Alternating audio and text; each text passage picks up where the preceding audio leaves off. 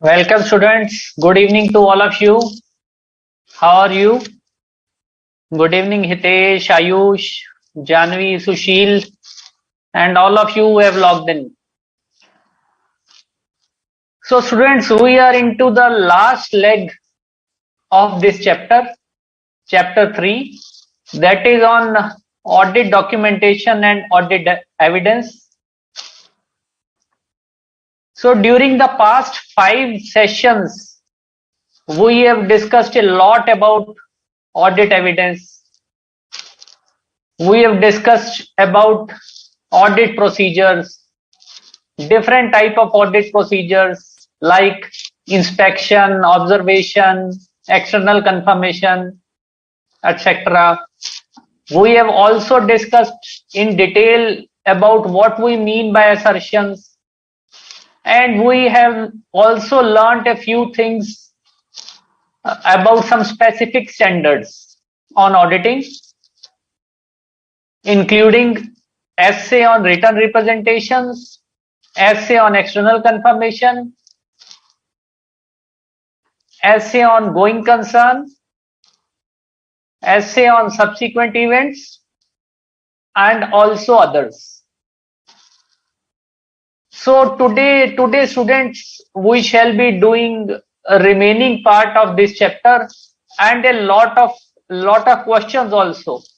We will also be discussing how you have to prepare your answers in a descriptive type of questions and how these are to be answered in the exams,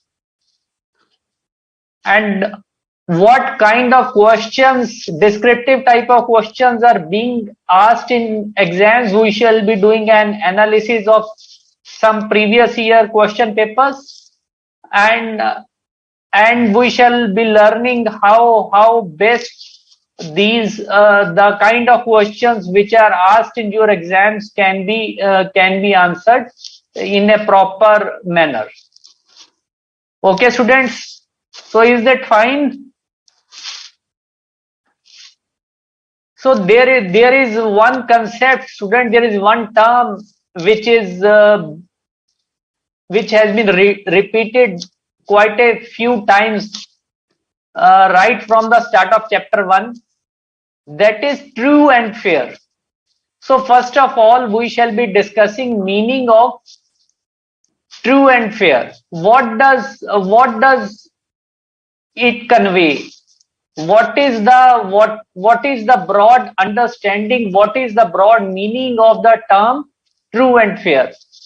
So students, you would have learned that when an auditor expresses his opinion on the financial statements, he has to give opinion whether financial statements reflected true and fair view of the state of the affairs of the concern and of the profit or loss of that concern. So what does basically true and fair means? True, you know that true means that all the transactions and balances are correct and they have been taken up from the books of accounts. Financial statements are drawn up from the books of accounts. And but what does fair mean? What is the meaning of fair? So fair means, guys, that all assets, liabilities, all sort of expenses, all sort of income have been represented fairly. Now fairly is somewhat different from correct or accurate. Like fair means that these should not be misleading, that user of the financial statement should be able to understand the information the financial statements are trying to convey. So these should not be misleading in any sort of way. These should also be unbiased and should reflect the facts as they are, and there should be no omission of any material assets There should be no omission of any material liabilities, and all the assets should neither be undervalued or overvalued, and all the information which is required to be disclosed by the financial statements is disclosed. And not the least, all the accounting policies are also followed consistently. So guys, inbuilt in this concept of true and fair is accounting principle of substance over form. So students, you must have learned in your accountancy classes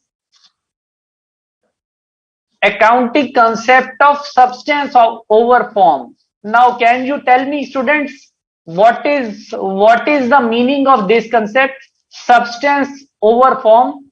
Because it is also in some way related to to the meaning of true and fair use. So can you tell me, students, what is the meaning of substance over form? Have you heard about it? Have you heard about it, students? What is the meaning of substance over form? Have you heard about it in your accountancy classes, students? You might have learnt about it while studying about accounting standards. Yes. No response, guys, from you. What do you mean by substance over form? Any student? So guys, accounts, learning accounts also is not just about solving numericals, solving practical problems. It is also about understanding the concepts. It is also about the understanding of the concepts. What is the theoretical framework of that concept? So that is also very important in accountancy also, because even in the accountancy paper, if you are not firmly rooted, if you are not firmly grounded in your theoretical concepts, you would not be able to apply them to your practical problems, and you might end up doing rote learning only. Okay. Yes, Sushil is writing that I heard substance over form, but I forgot. Nikita Gupta, you are saying real honor is important than legal honor. Yes, Nikita, you are trying to reach the meaning, but it is not the exact meaning. But you have started the journey, but not reached to the conclusion. So substance over form, students, means that the substance, the basic information which is intended to be conveyed is more important than the legal form.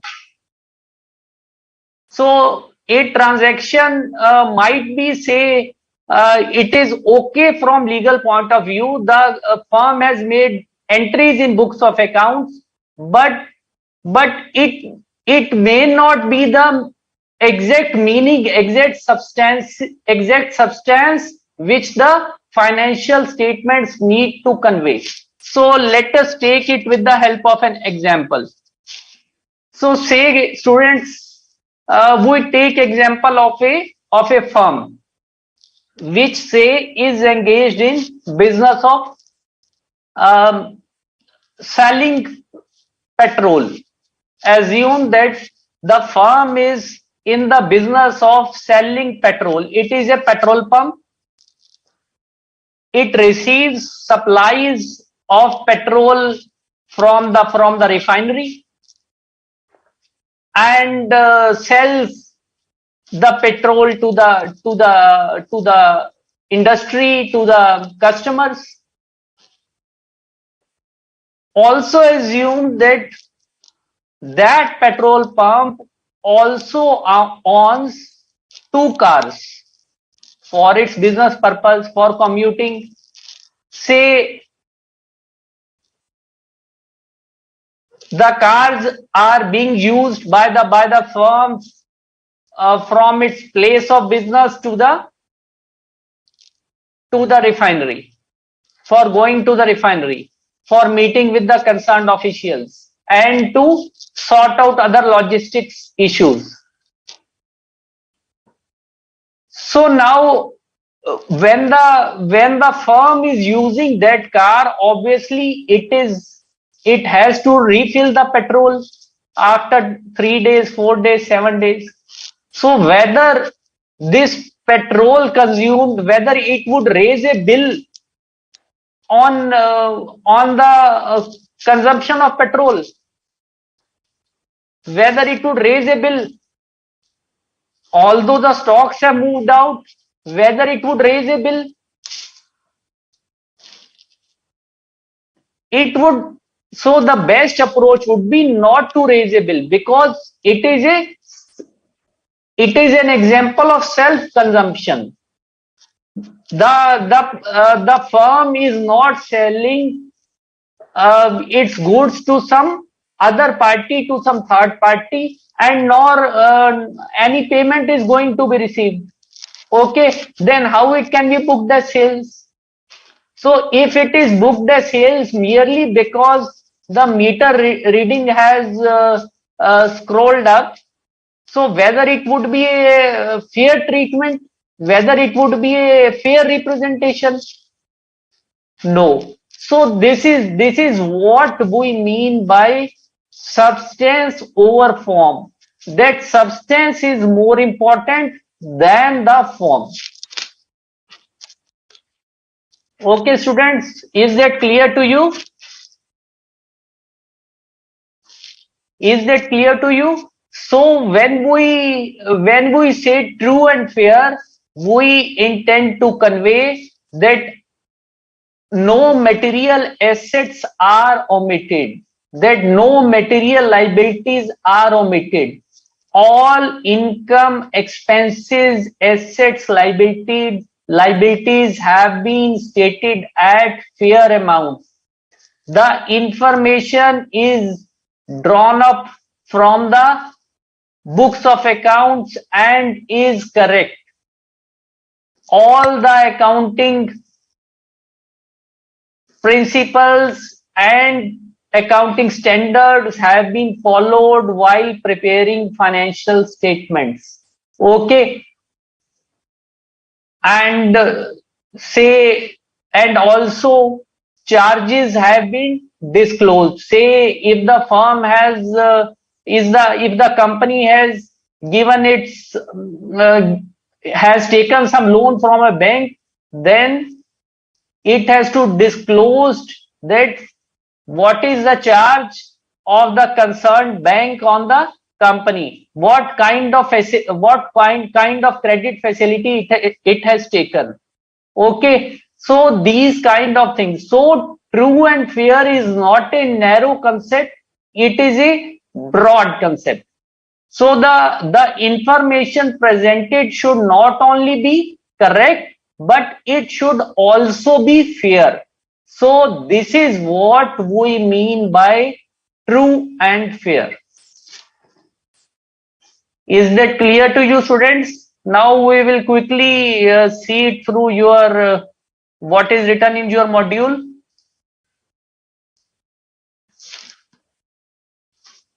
So the concept of true and fair is fundamental concept in auditing. The true and fair in the auditor's report signifies that auditor is required to express opinion as to whether the state of affairs.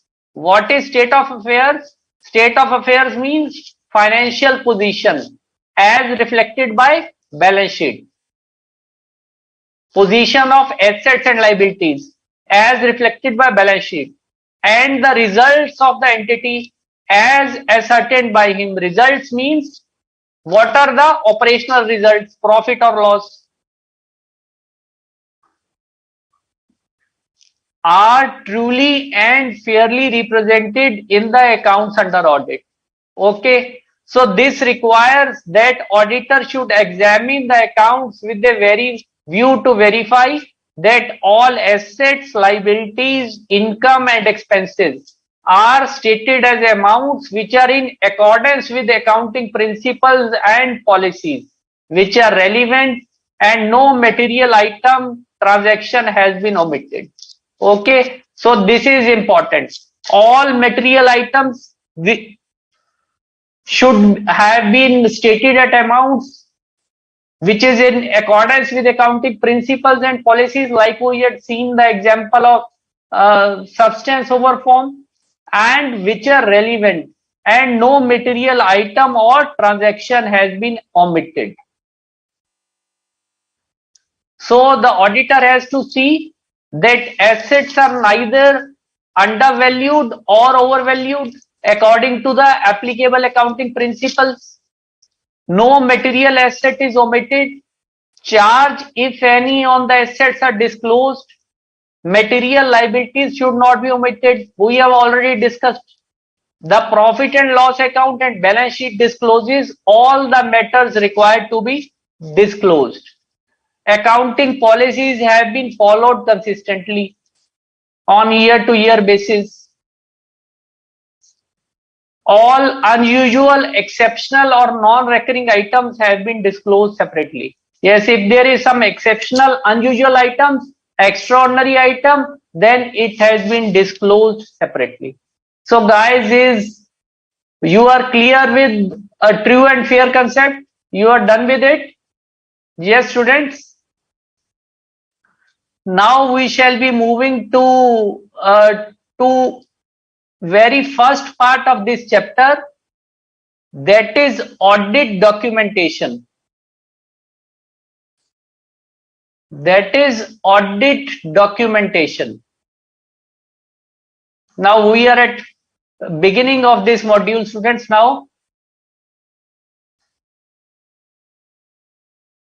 Now this whole audit documentation,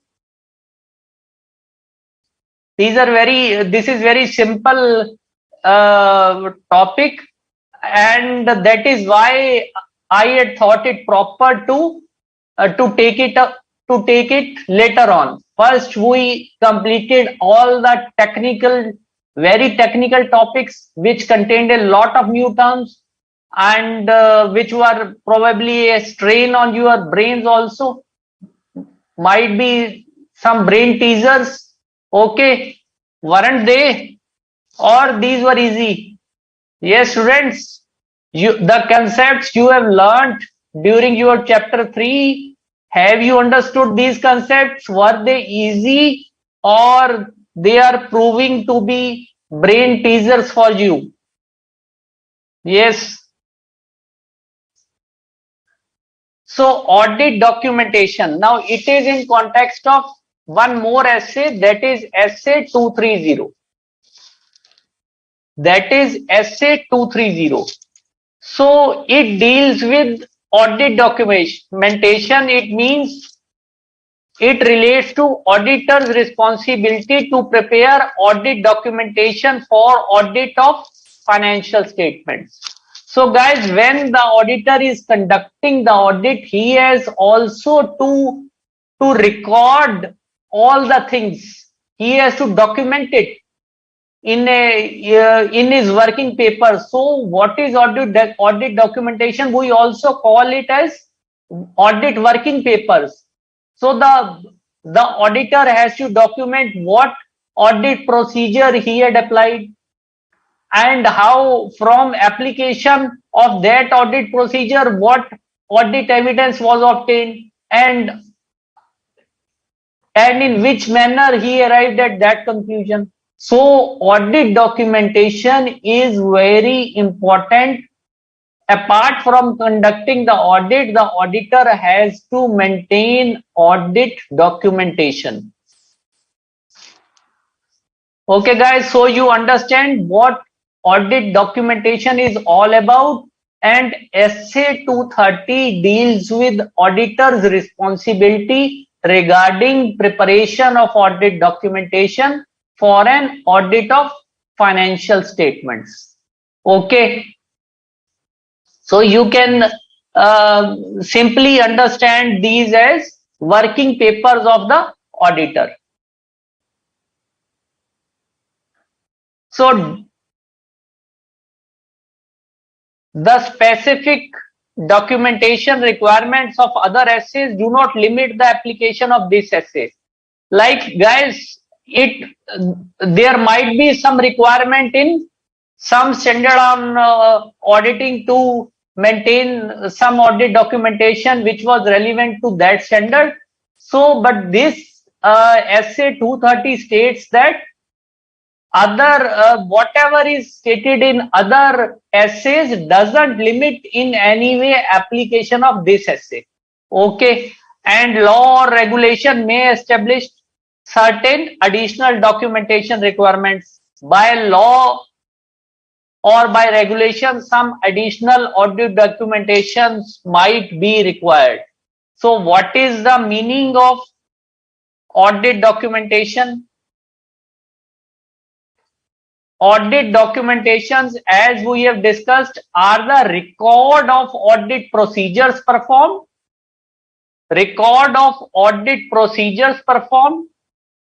and relevant audit evidence obtained, and conclusions the auditor reached. So what type of audit procedures auditor perform?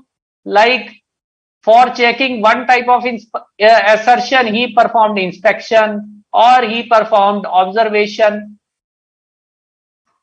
Okay, so in respect to which assertions these were performed, or he re-performed certain procedure.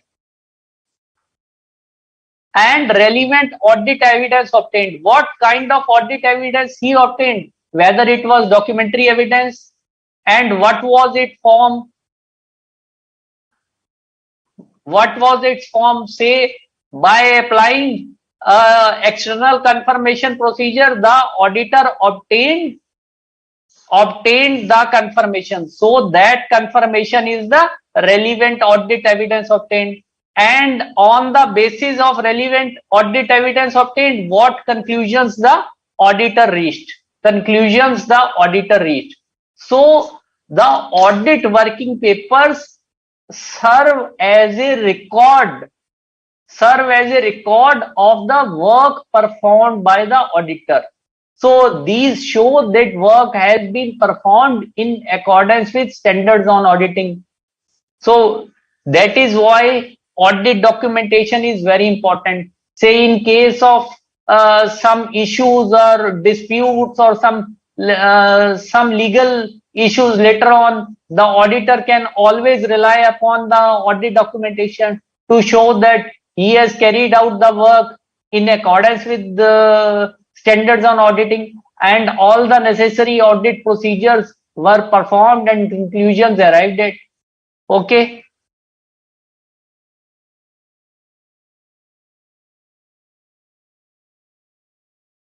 Now, Ayush, you are saying that this chapter contains many new things. Yes, and we cannot remember all the things.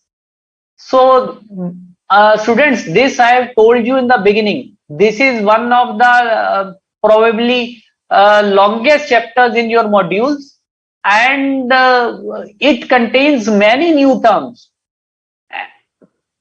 And apart from these new terms, all these terms are very fundamental to your understanding of the subject. Because rather, I would say that this chapter forms one of the basic pillars of your further study of the syllabus of auditing. So unless you understand this chapter clearly, this chapter and also chapter number 1. So when you are reading chapter number 3, you try to correlate the things you are learning in chapter 3 also with chapter 1. So you would be able to correlate many things, and not only you would gain better insight in chapter 3, but your understanding of chapter 1 would also be improved.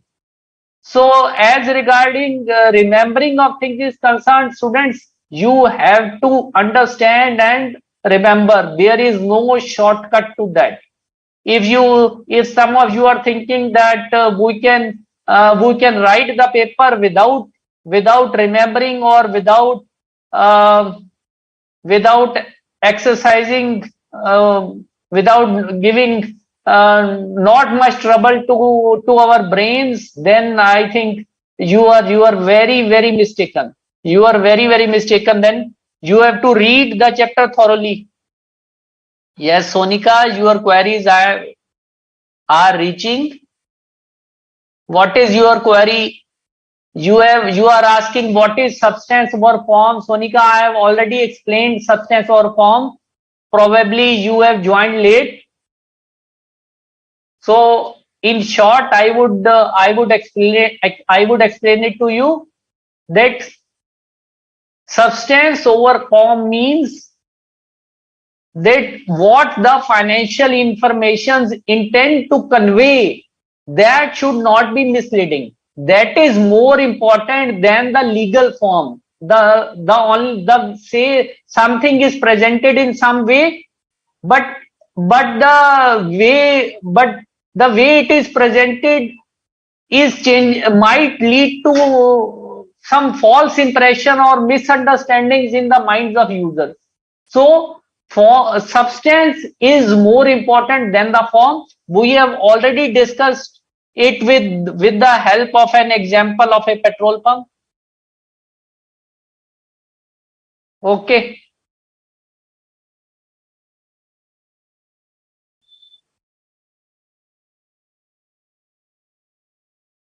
So objective of the auditor. So what is the objective of auditor in preparing audit documentation? Simple things: sufficient appropriate record. It leads to a preparation of record of the basis for the auditor report. Once thing is that once you have prepared audit documentation, it is at one place. Then when you are issuing your report, it gives you all the information concisely at one place.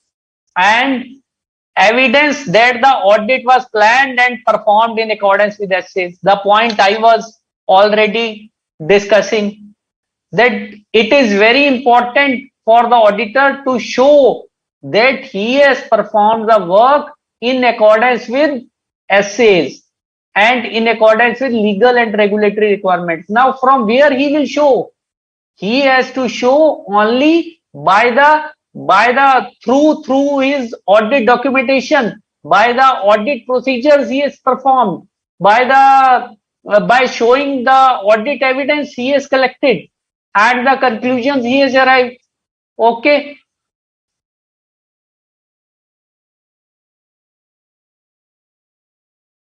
Again, the same thing. Audit documentation provides what? It provides evidence of the auditor's basis for a conclusion about the achievement of objectives and evidence that audit was planned and performed in accordance with essays. Again, simple things, pretty simple things. So purpose of audit documentation, or you can also say benefits or advantages. What is the purpose? These are also the advantages or benefits of audit documentation. Sorry. Like assisting the engagement team to plan and perform the audit. Assisting members of the engagement team to direct and supervise the work. Self-explanatory. Enabling the engagement team to be accountable for its work. Retaining a record of matters. So, and also ensuring that audit is conducted qualitatively in accordance with the requirements of SQC1, Standard on Quality Control 1, what we have discussed in chapter 1. Okay.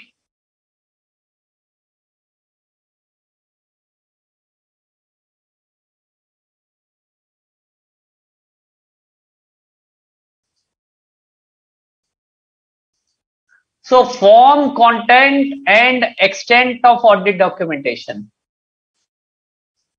So the auditor shall prepare audit documentation that is sufficient to enable an experienced auditor having no experience connection with the audit to understand. Now, how the audit documentation has to be prepared? It has to be prepared that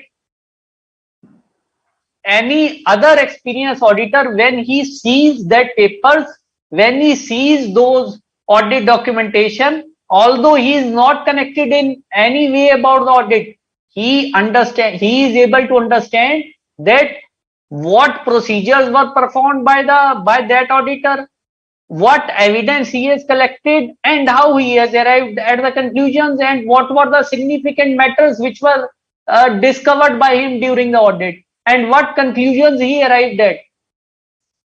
Okay, so it should be, the essence of the matter is that it should be properly prepared so that it can enable an experienced auditor having no previous connection with the audit. You understand this term?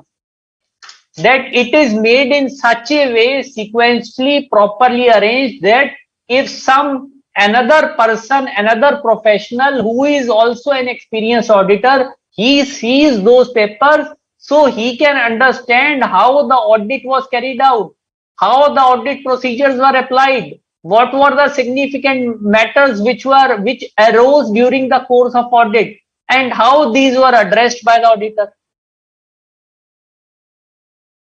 Okay.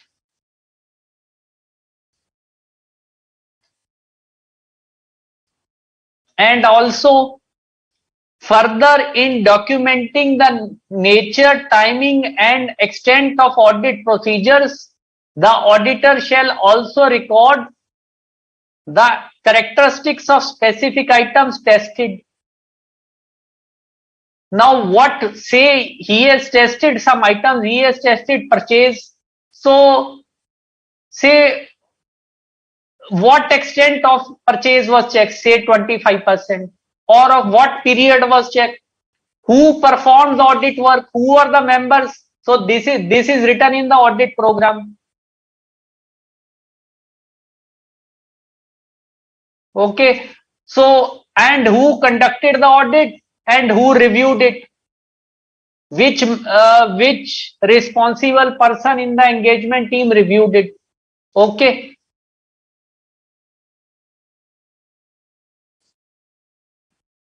And the audit documentation shall also include what correspondence was made with the management in respect of matters which arose during the audit. The auditor shall document discussion of significant matters with the management or those charged with the governance, including the nature of significant matters. Again, it would help the auditor in later stages to show that this matter arose during the course of audit, and this was communicated by me to the concerned person in the management, and this is how they responded. Okay, so this acts as an sort of protection to him. And if he found certain inconsistency, certain variations, then how he addressed it.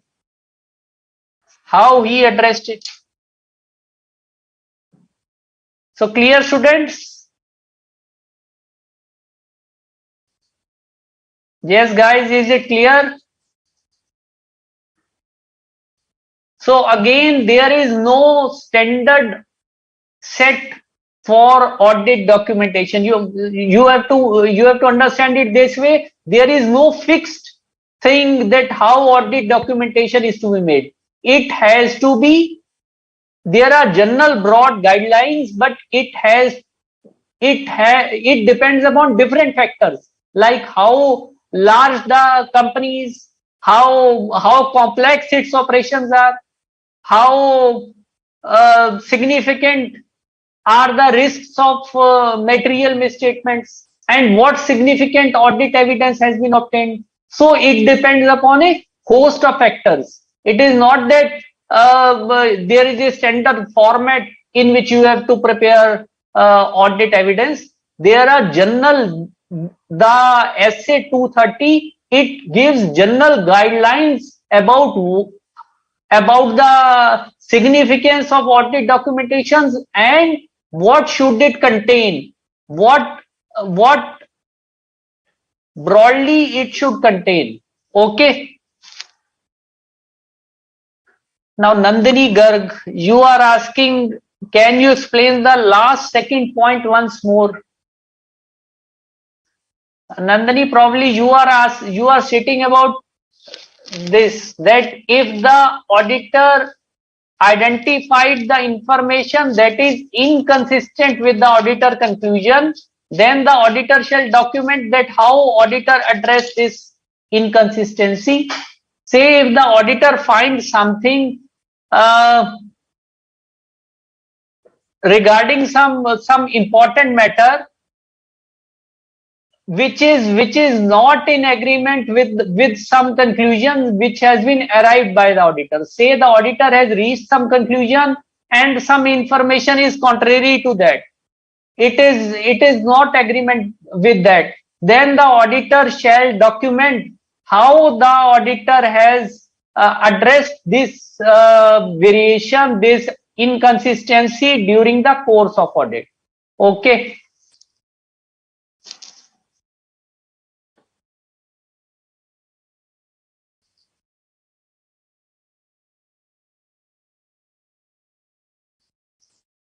Now, examples of audit documentation.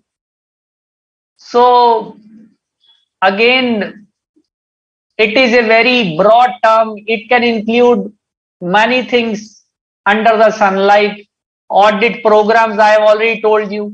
These are a part of audit documentation. Letter of confirmation sent. These are also part of audit documentation. All correspondence made with the management concerning significant matters. Summary of significant matters. Whatever matters which the auditor thought these were significant during the course of audit. So the auditor normally prepares a summary of these significant matters, so that as a whole, what were the significant matters which he has identified. So all these things are also examples of audit documentation. Students, you have to understand that audit documentation is not limited to, these things. Many other things also can be included in audit documentations. This box only gives examples of what is included in documentation or what can be included in audit documentation. Okay.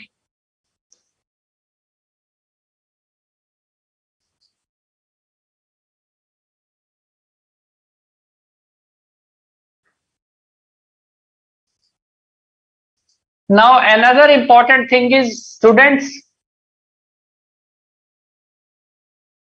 that the auditor shall prepare audit documentation on a timely basis. What does timely basis mean?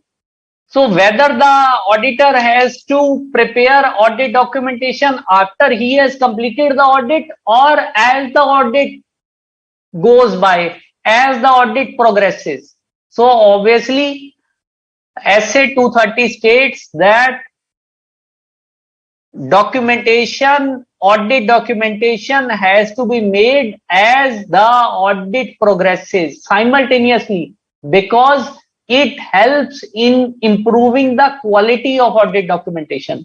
Say if you are working on an audit for 3 months and you do not keep any record, and after 3 months when you are about to submit your report, then you say, oh, I have to prepare record of documentation also. Then 50% of information you would have forgotten.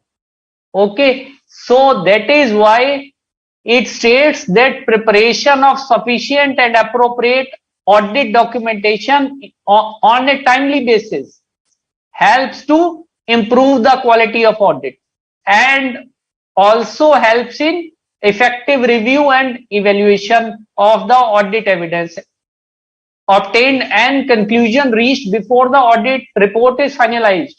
It also helps the auditor because timely preparation of audit documentation also goes to helps the auditor because he is having all the things handy in at one place in a sort of file, so he can review the whole things before arriving at conclusions, before signing his report, so that he is able to understand what were the issues which rose during the audit and how these were addressed by him to the management and what was the response of management to those issues. Okay.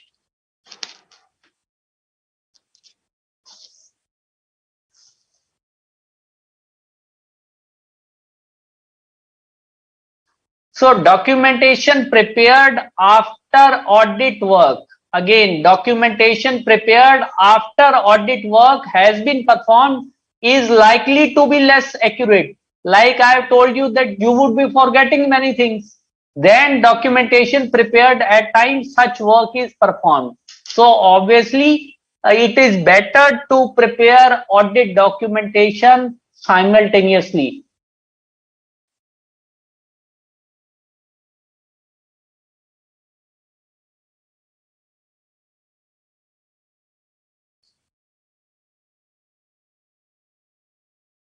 Now audit file.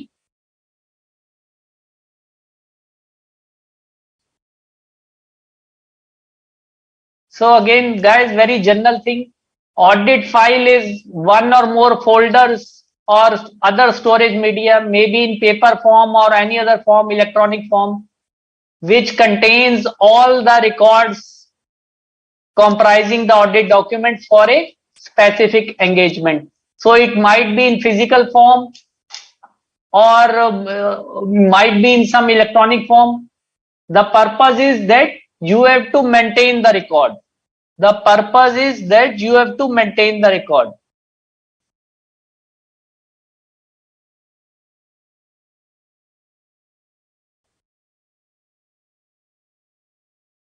So whatever queries you are sending, Ayush and also Hiral, we shall be discussing this later on. First, we shall be completing this topic because we have to do a lot of questions and we will also discuss how descriptive answers are to be written in your exams.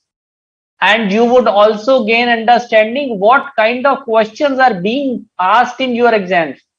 These are not questions just these are very properly framed questions are asked in your exams, not just like that you can ask any damn thing.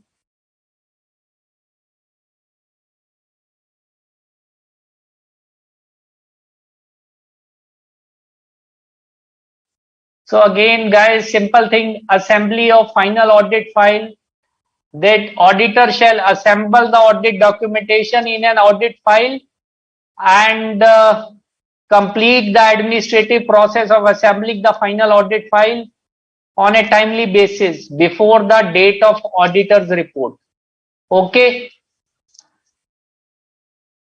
So here there is also an appropriate time limit within which to complete the assembly of final audit file is ordinarily not more than 60 days after the date of auditor's report. Okay.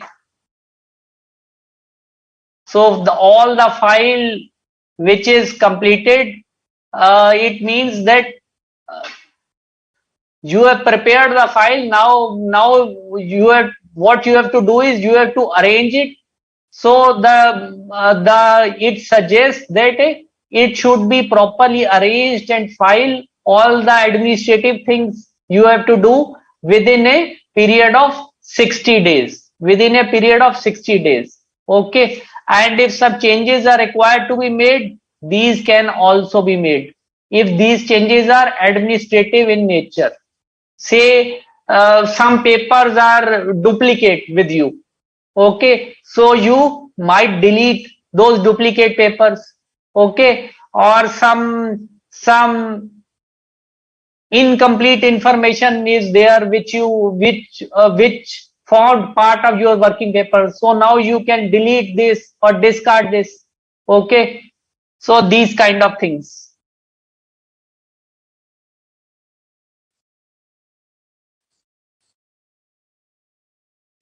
Now this thing is very important. Now next 2 points are very important, students. And many times question has also come on this point. So these two issues are very important. After the assembly of final audit file, now once audit file has been finally assembled, the auditor shall not delete or discard audit documentation of any nature before the end of its retention period. Now, what is the retention period? Retention period is that this documentation has to be maintained for a period which should not be less than 7 years from the date of auditor's report. So SQC 1 states that the information is to this audit documentation file and all the record showing that audit was performed in accordance with the standards on auditing and in accordance with the laws and regulations. It has to be retained for no less than 7 years from the date of auditor's report. Okay, or in case of a group company, from the date of the group auditor's report.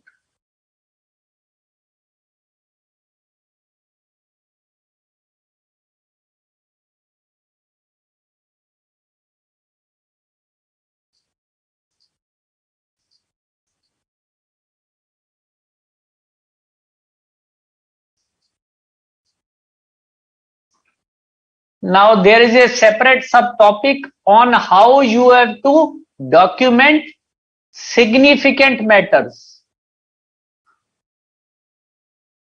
So you have by now understood that during the audit there might be certain significant matters with which the auditor has made correspondence with the management personnel or those charged with governance. So how these are to be documented? First of all, this box gives you examples of certain significant items which might arise during the audit. Some significant matters which might arise during the course of audit. Now, what are those matters? Like say you have performed an audit procedure which shows that financial statements can be materially misstated. Okay, or there are certain situations where the auditor is facing difficulty in applying audit procedures. The situation is such that it is not possible for the auditor to apply his audit procedures due to practical considerations. So when the auditor is not able to apply the audit procedures, obviously then he will not be obtaining sufficient appropriate audit evidence. So this would again give rise to what? It would give rise to significant risk. What? It might lead to the situation where there could be a risk of material misstatement, whether due to errors or frauds. Okay.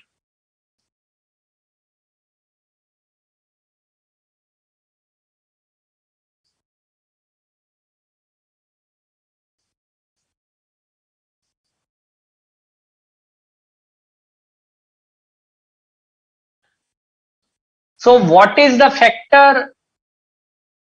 important factor that how these significant matters are to be documented?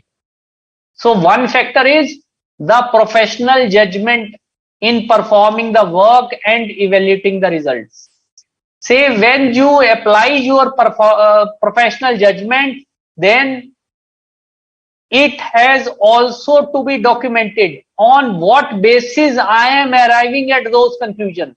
So it helps to explain the conclusions of the auditor. Say if I am arriving at some conclusion, then I should be able to explain it to other person. I should be able to convince it to other person. Like that, look, that I have performed this kind of audit procedure and this evidence was obtained, but this is contrary to some other information in the financial statements.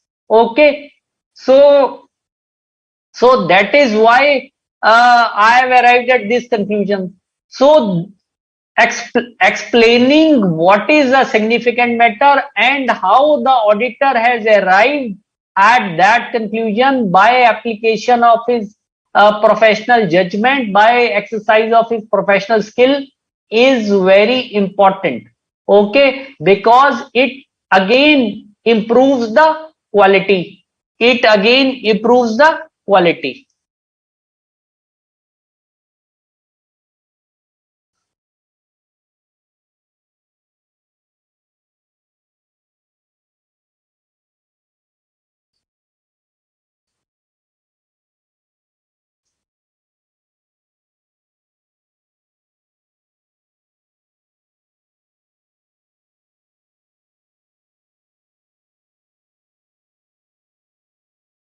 Now again, there is completion memorandum or audit documentation summary. General thing that the auditor may consider it helpful to prepare and retain as part of the documentation a summary. A summary, broad summary highlighting the main points, that these were 7-8 points which arose during the audit and how these were addressed. So it is also known as completion memorandum. Now this thing is also very important. Ownership of audit documentation. Now who is the owner of these audit documentation? Is management owner, or is the auditor owner, or is the staff who conducted the audit? Guys, who is the owner? Who is the owner? Obviously, students, logically, audit documentation is the ownership of the auditor. It is the property of the auditor. So SQC1, you have to remember it. This is a very important key point. This is a key point that SQC1 provides that unless otherwise specified by law or regulation, audit documentation is the property of the auditor. That is very important, students. That is very important. So he may at his discretion. At his discretion means it depends upon him.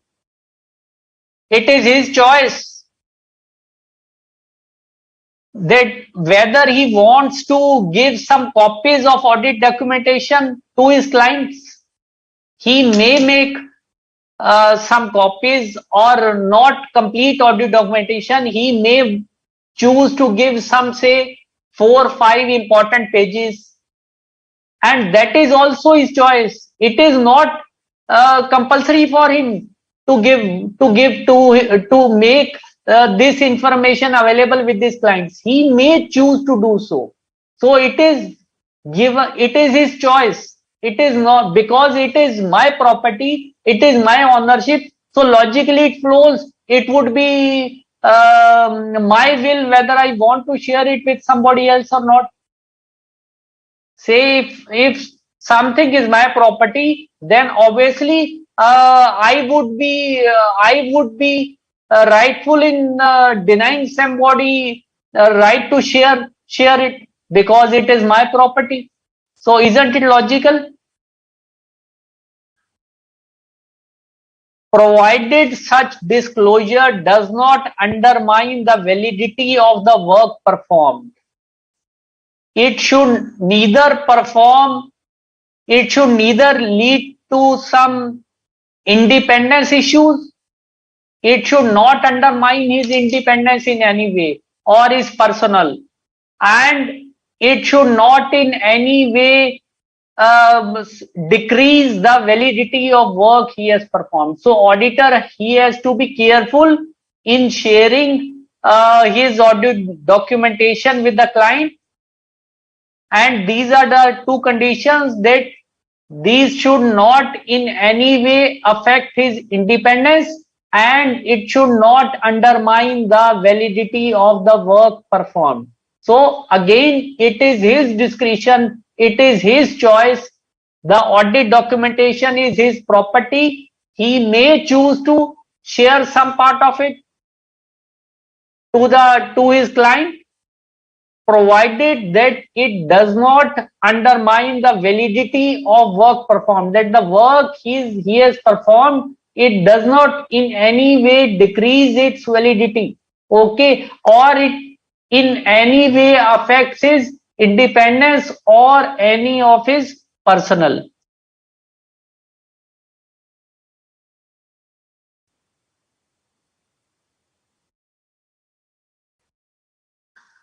Now, Sayyid, you are asking it will be implemented for banking audit also. In my format, I can do banking audit. Yes, if you are doing CA, Sayyid, obviously you will be going for bank audit. What do you want to ask, or what you want to convey? Please let me know. Now, Hiral, you are asking what is reinforce of quality of the judgment. Now, where you are taking this point, reinforce the quality of the judgment.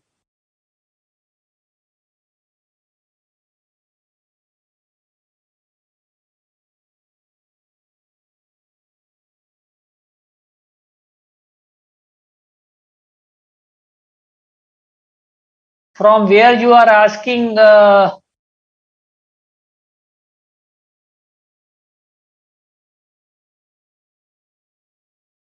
Hiral Parekh, so that I can explain it to you. Do write your page number and point. Do write. Syed, whatever you are asking about bank audit questions, these you will be studying in your chapter on audit of banks. So whenever the turn comes, you can definitely ask from whoever is teaching you.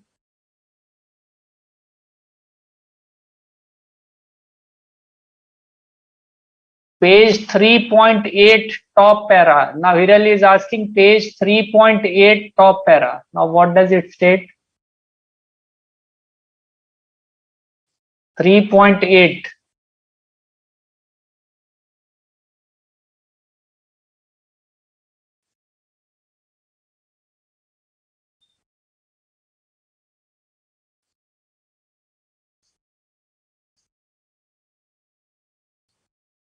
Now it states that an important factor in determining the form, content, and extent of audit documentation of significant matter is the extent of professional judgment exercised in performing the work. It means that what is the important factor in determining that how the audit documentation pertaining to significant matter is to be made. Say if some significant matter was considered by the auditor during the course of audit, then how its documentation has to be made, in what form it has to be made, what should be its content, it depends upon his professional judgment, and to what extent, in what language it has to be written, because in what language it would be written, that is very important to for him to show at later stage that he had carried out the work in accordance with standards on auditing by applying his professional skill and by exercising the professional judgment. So this para states that uh, that an important factor in considering the form, content and extent of audit documentation of significant matters. It relates to only audit documentation of significant matter. It states that extent of professional judgment exercised in performing the work is very important. That how that significant matter is to be described, what should be its form, and what exactly significant matter was, it should be conveyed in the audit documentation in the same way as the auditor stands and understands, and as some other professional, some other experienced auditor would understand. Okay, so you understand the meaning of form, content and extent. Extent means to what extent it has to be explained, in which form, which way the auditor has to explain, and form relates to presentation. Okay,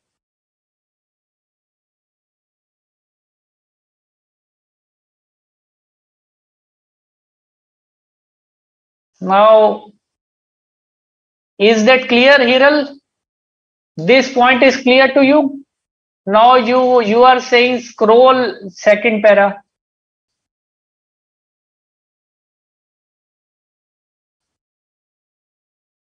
Reinforcing the quality of judgment.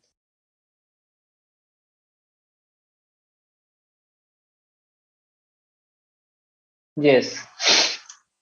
So here it is written that documentation of professional judgment where significant serves to explain the auditor's conclusion and to reinforce the quality of the judgment. That when auditor prepares a documentation, then it explains how the auditor has arrived at the conclusions and the judgments he has arrived are correct, because the audit documentation, by making an audit documentation, the auditor is again sequentially writing those things. He is making a record of those things, so it helps him in explaining the auditor's point of view, how he arrived at the conclusion, and how he arrived at that judgment. So when he is writing, it again reinforces the quality of the judgment. Reinforces means it again supplements the qualitative aspect of the judgment, that whatever judgment he has arrived at, that thing is further strengthened, it is further reinforced, that is further strengthened by audit documentation. Okay, so I think, Hiral, you have understood it. Reinforce means to strengthen, to give strength to, that how whatever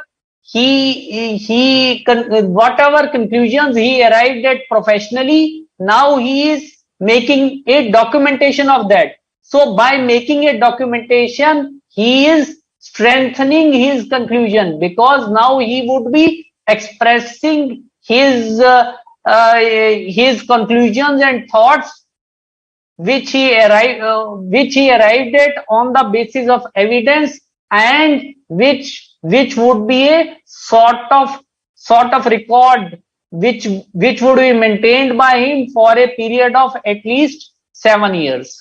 Okay, is that clear to you, Hiral? Yes, Hiral. Is the same clear to you?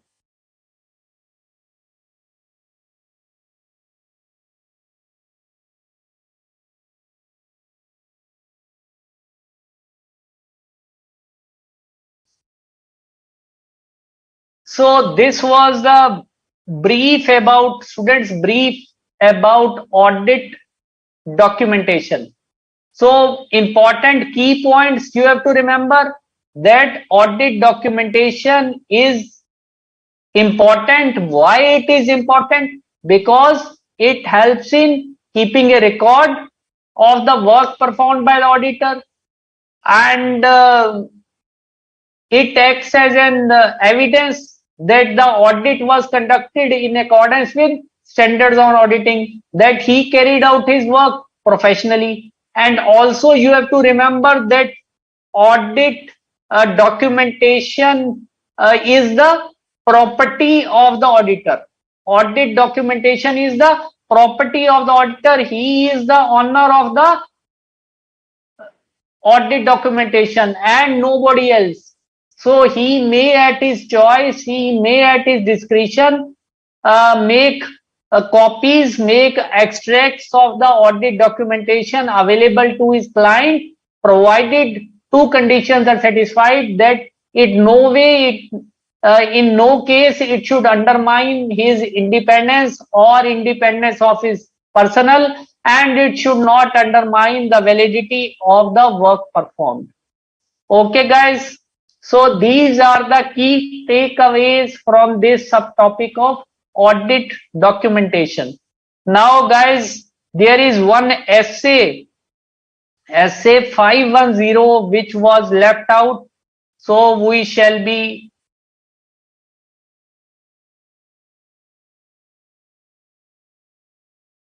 doing this first before we discuss how descriptive questions are to be answered in your exams.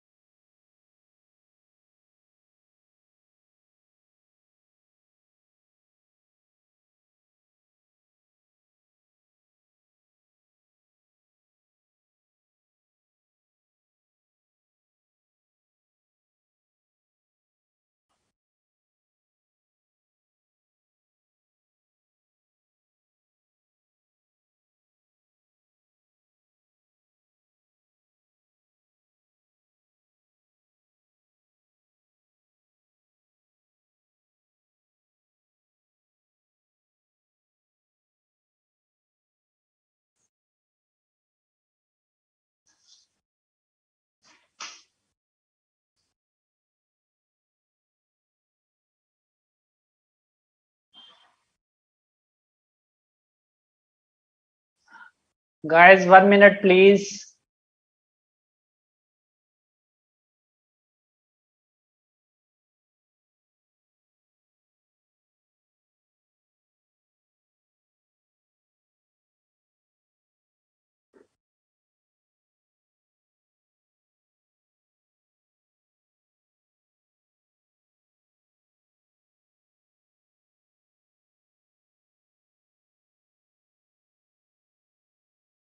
Yes.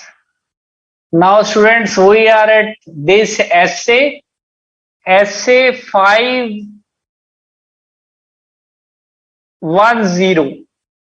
This is at page number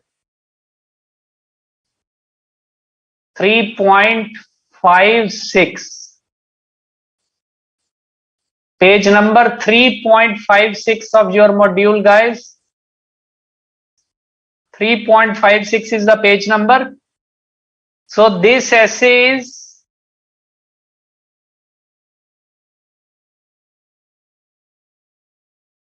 initial audit engagement. Essay 510 is initial audit engagement pertaining to opening balances. So what does this essay deal with, students? This deal with the auditor's responsibilities relating to opening balances when conducting an initial audit engagement. So in addition to financial statement amounts, opening balances include matters requiring disclosure which existed at the beginning of the period. such as contingencies and commitments. So what does this SA 510 deal with, students? This SA 510 deals with the auditor's responsibility relating to opening balances, relating to checking of opening balances in case of an initial audit engagement, which means that he is accepting the audit for the first time. He is doing the audit for the first time, or earlier the accounts were not audited. Okay, so for him it would be a initial audit engagement in both the cases. In both the cases, it would be initial audit engagement for him if either financial statements of prior period were not audited, or the financial statements of prior period were audited by somebody else, by a predecessor auditor. So since he has not done the audit of previous financial statements, so what is his responsibilities regarding opening balances? So this essay deals with the auditor's responsibilities regarding opening balances when conducting an initial audit engagement. So what is initial audit engagement? This I have already discussed. This consists of two situations: an engagement in which either the financial statements of prior period were not audited. This is also initial audit engagement, because the audit is being conducted for the first time by the auditor, by the concerned auditor, and the financial statements for the prior period were audited by predecessor auditor. But for him, for a new auditor, it would be a initial audit engagement. Okay. So Prabhas Jain, your question I have already answered. Now you are asking what is the initial audit engagement. So we have already discussed. So what is the objective of auditor with regard to opening balances as regards initial audit engagement? So he has to ensure that opening balances do not contain any misstatements. He has to obtain sufficient appropriate audit evidence regarding the fact whether opening balances contain misstatements that materially affect current period's financial statements. It might happen so that opening balances carry mistakes.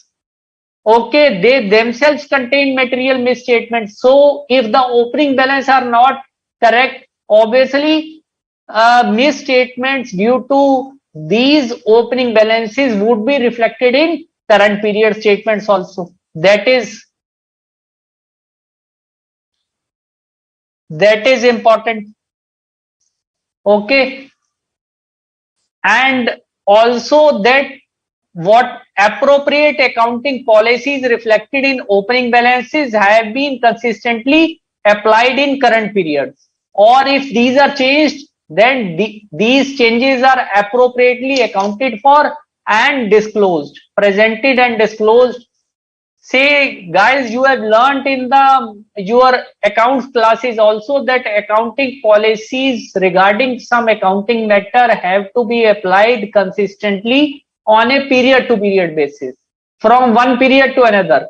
And if there is some change in accounting policies, then it should be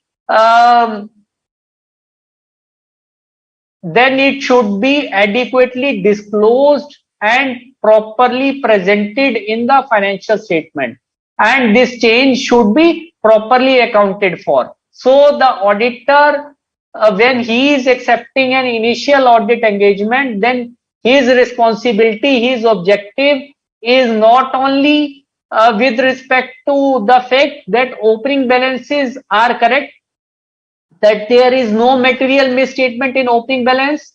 He has also to see that appropriate accounting policies in respect of opening balances have been consistently followed in the period of which he is the auditor. Okay, or if there is some change, then this change has been properly accounted for, presented and disclosed. Okay guys, so is that clear? What is the objective? Now what are the audit procedures? Now what can be the audit procedures in this regard? Now what sort of audit evidence the auditor shall obtain in initial audit engagement? What audit procedure he has to apply? He has to see, number one,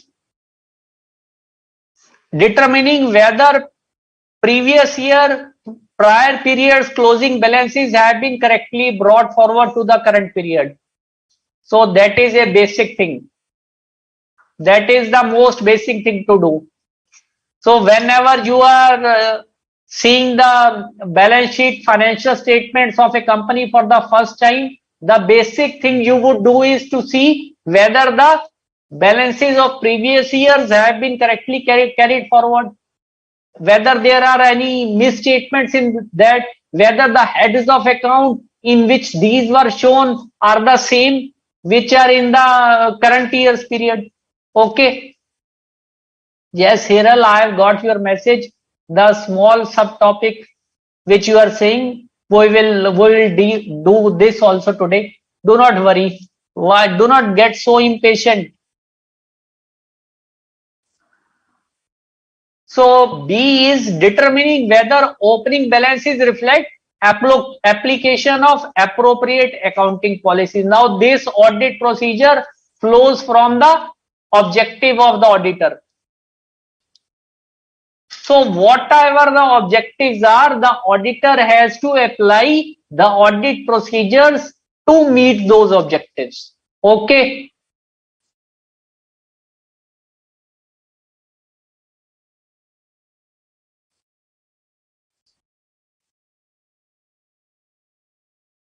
And performing one or more of the following.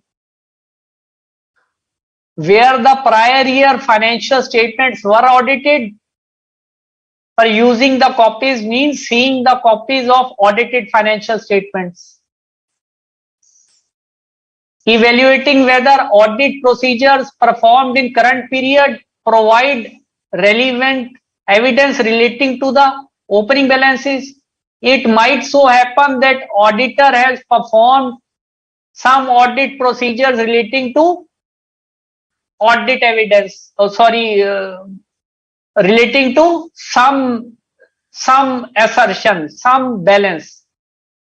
And during the process, he has also obtained some evidence regarding opening balances. Say the auditor is making a reconciliation of stocks. So when he is making a back calculation, then he is also arriving at the quantity of opening stocks.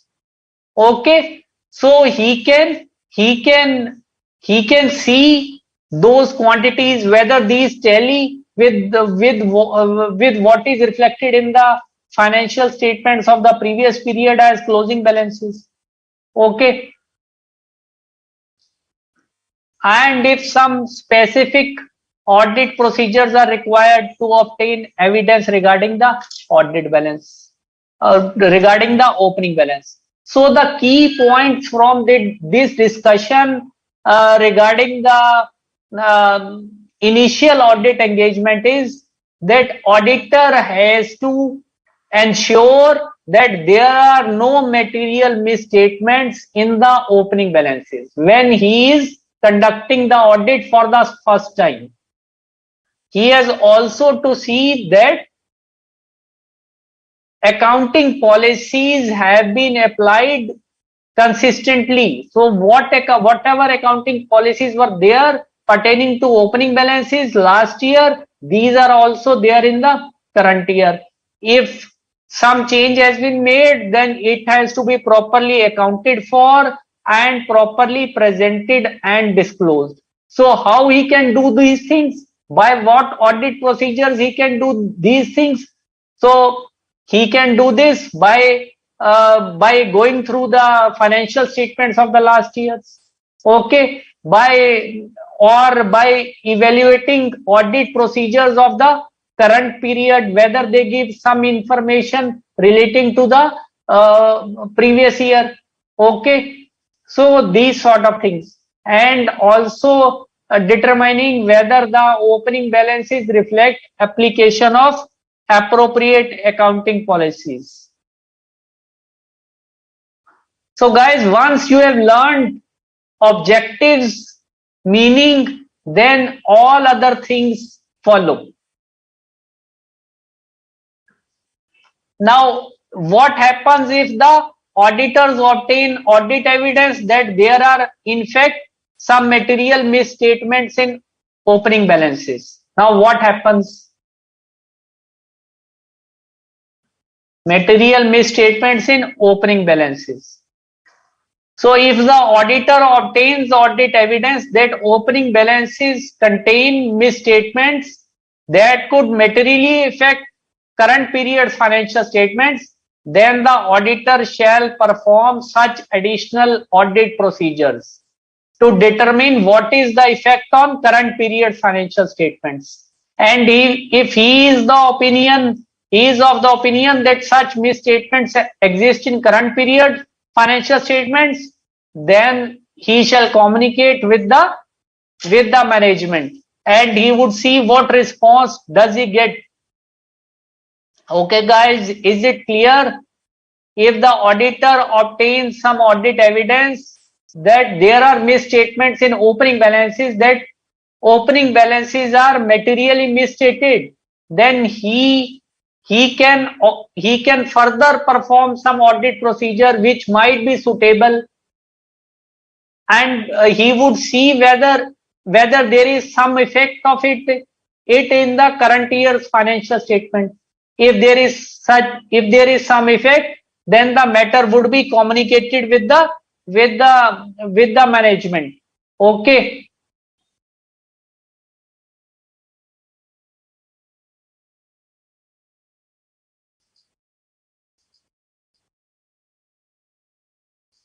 Now same thing is regarding the accounting policies. Again, same thing is there, that he shall obtain sufficient appropriate audit evidence to see that accounting policies reflected in opening balances have been consistently applied in the current period financial statements, and changes, if any, have been properly disclosed. This is again what was the objective we had studied.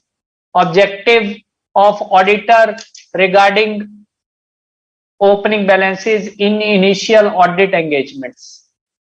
Okay.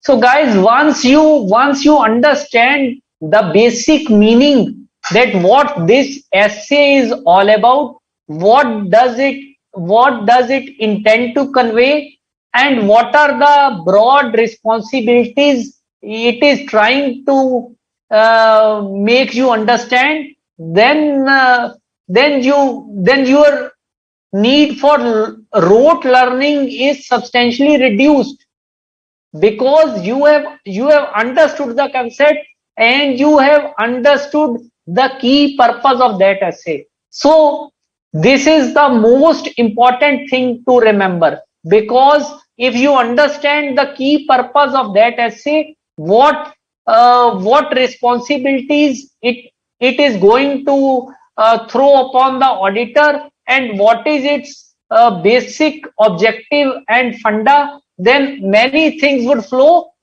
naturally from it. Okay, and in this way your learning process would also become easy, and a number of pages you are going to study, the mental burden of that would also be substantially reduced.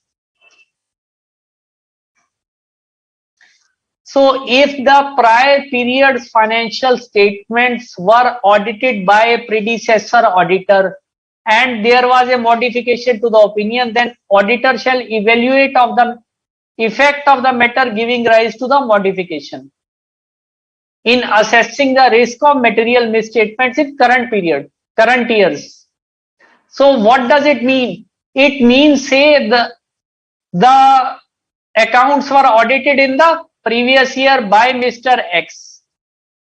Now you are the auditor, you are Mr. A, and last year the auditor did not give clean report.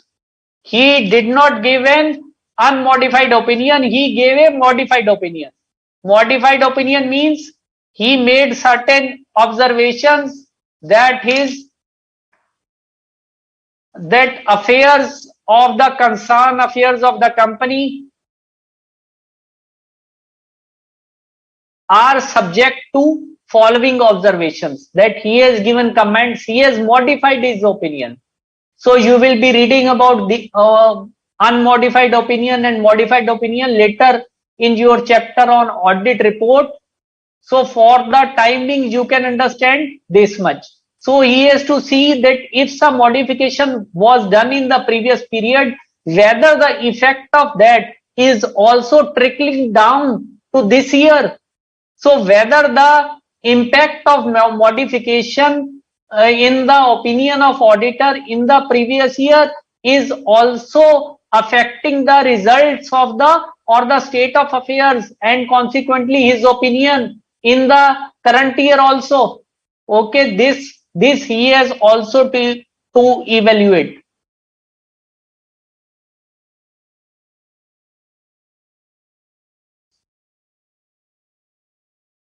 And final thing, if the auditor is not again reporting, whenever you come to reporting, that becomes very important.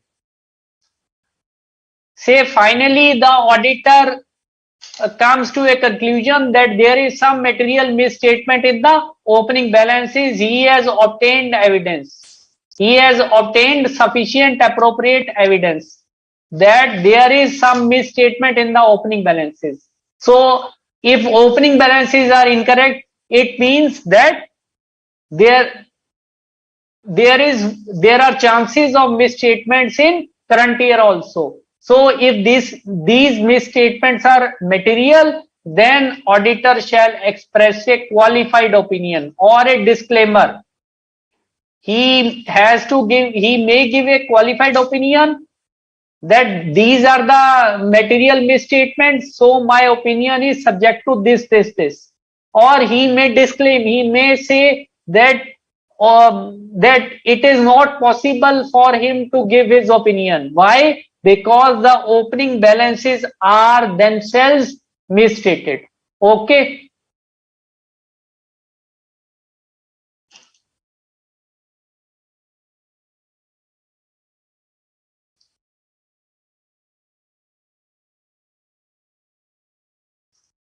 So again, the same thing is here about consistency of the accounting policies. The same thing. If he concludes that current period's accounting policies are not consistently applied in relation to opening policies, and such change is not reflected, is not properly accounted for, then he shall also express a qualified or adverse opinion in accordance with SA 705. Now, what is qualified, what is adverse? All these things you would be reading in your chapter on audit report in your module 2. For here you can understand this much only, because if at this stage you would try to understand these terms in detailed manner, then you would not be able to understand the essence of this chapter. So that is why I had told you at the beginning that as your syllabus progresses from one chapter to another, as we move from one chapter to another, all your ambiguities would be cleared, all your doubts would be cleared. Okay.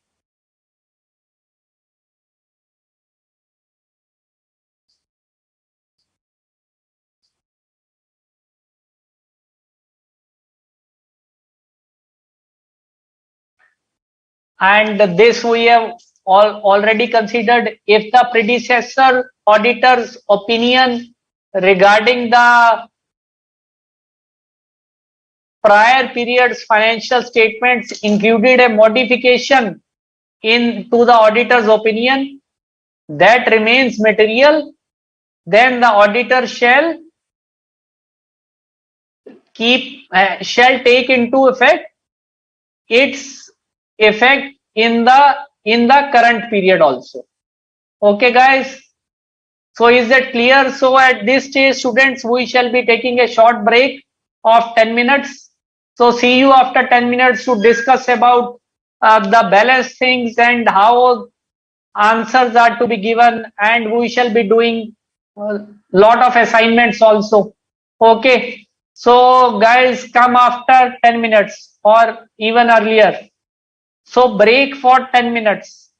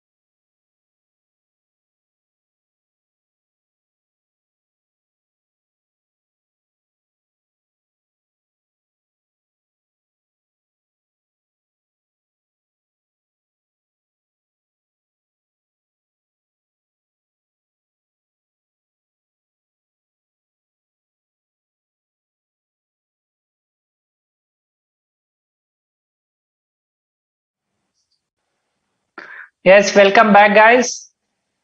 So, guys, now we shall be discussing about your actual paper, December 2021 paper of auditing.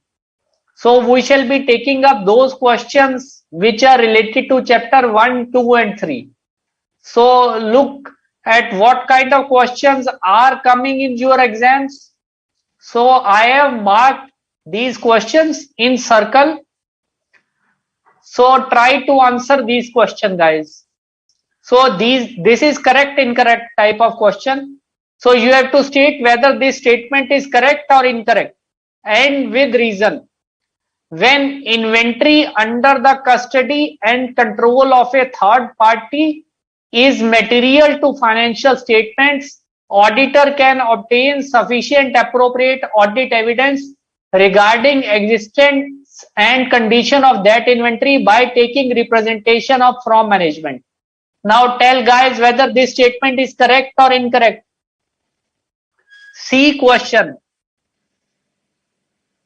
Question number C. Whether this statement is correct or incorrect. It is about the existence and condition of inventories which is lying with the third parties.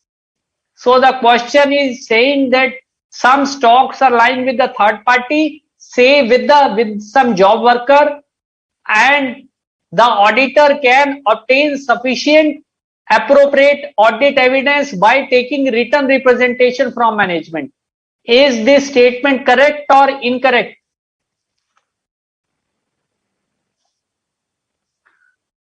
Is this statement correct or incorrect? So students, by seeing these papers, you can get a feel of what type questions are coming in your exams. This is December 2021 paper.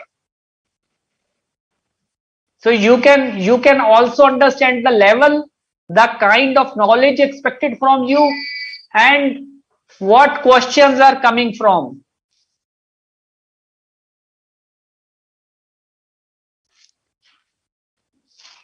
Yes, students. No response till now, students. No mail.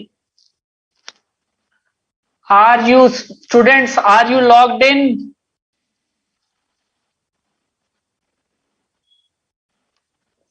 Only two mails from Akash Neel and Maman Rafiq Bhai. So students, when you again I am saying when you are writing correct or incorrect, please write why you think it is so. Also give the reason. Otherwise, you are not going to get any credit for this in the exam.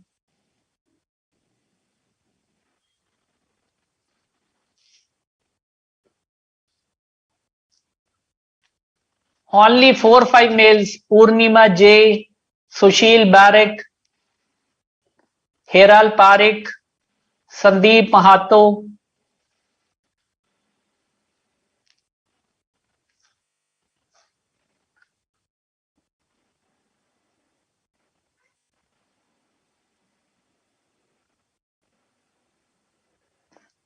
Now, students, this statement is incorrect.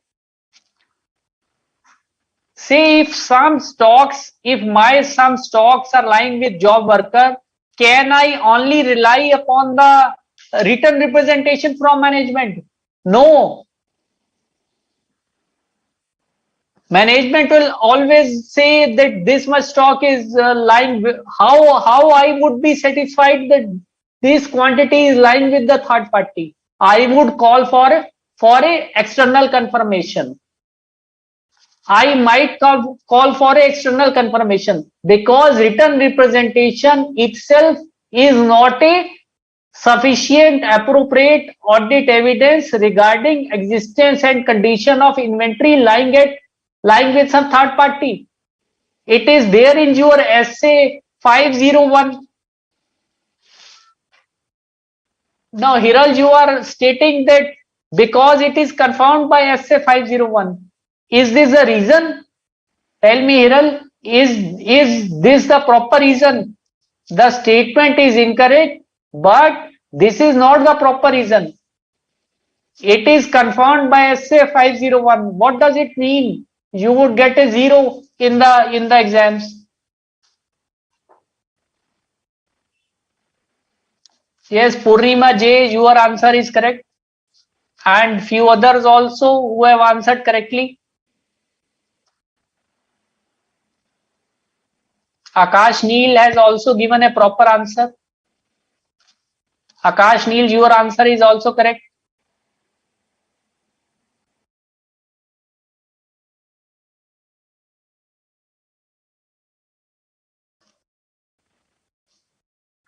Now, second question. While auditing the books of accounts of ABC Limited, the auditor of the company looked at the inventory counting process to obtain audit evidence. Now, in the present case, the audit procedure used by auditor is known as inspection. Now, guys, it's very simple. I would not like to see any wrong answer. I would not like to see any wrong answer.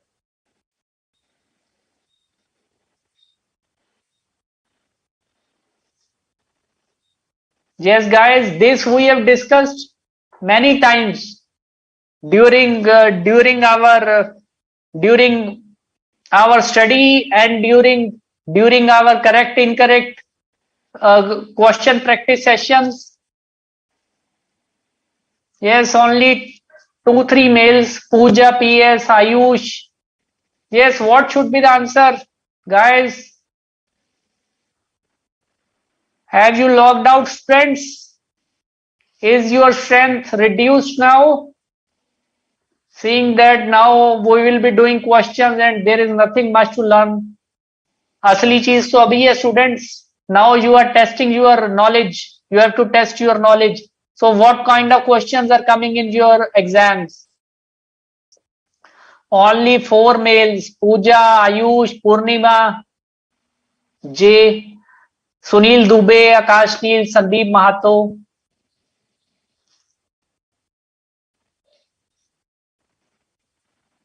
What about others?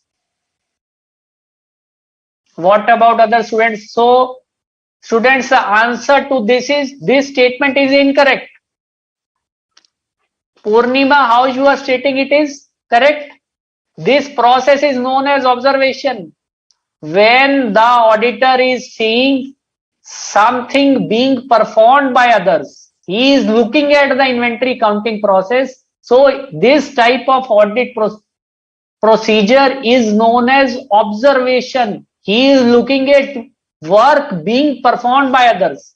Okay, so it is known as observation.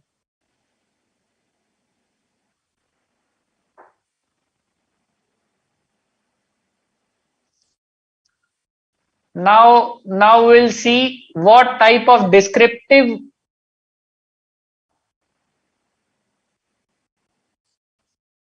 questions are there.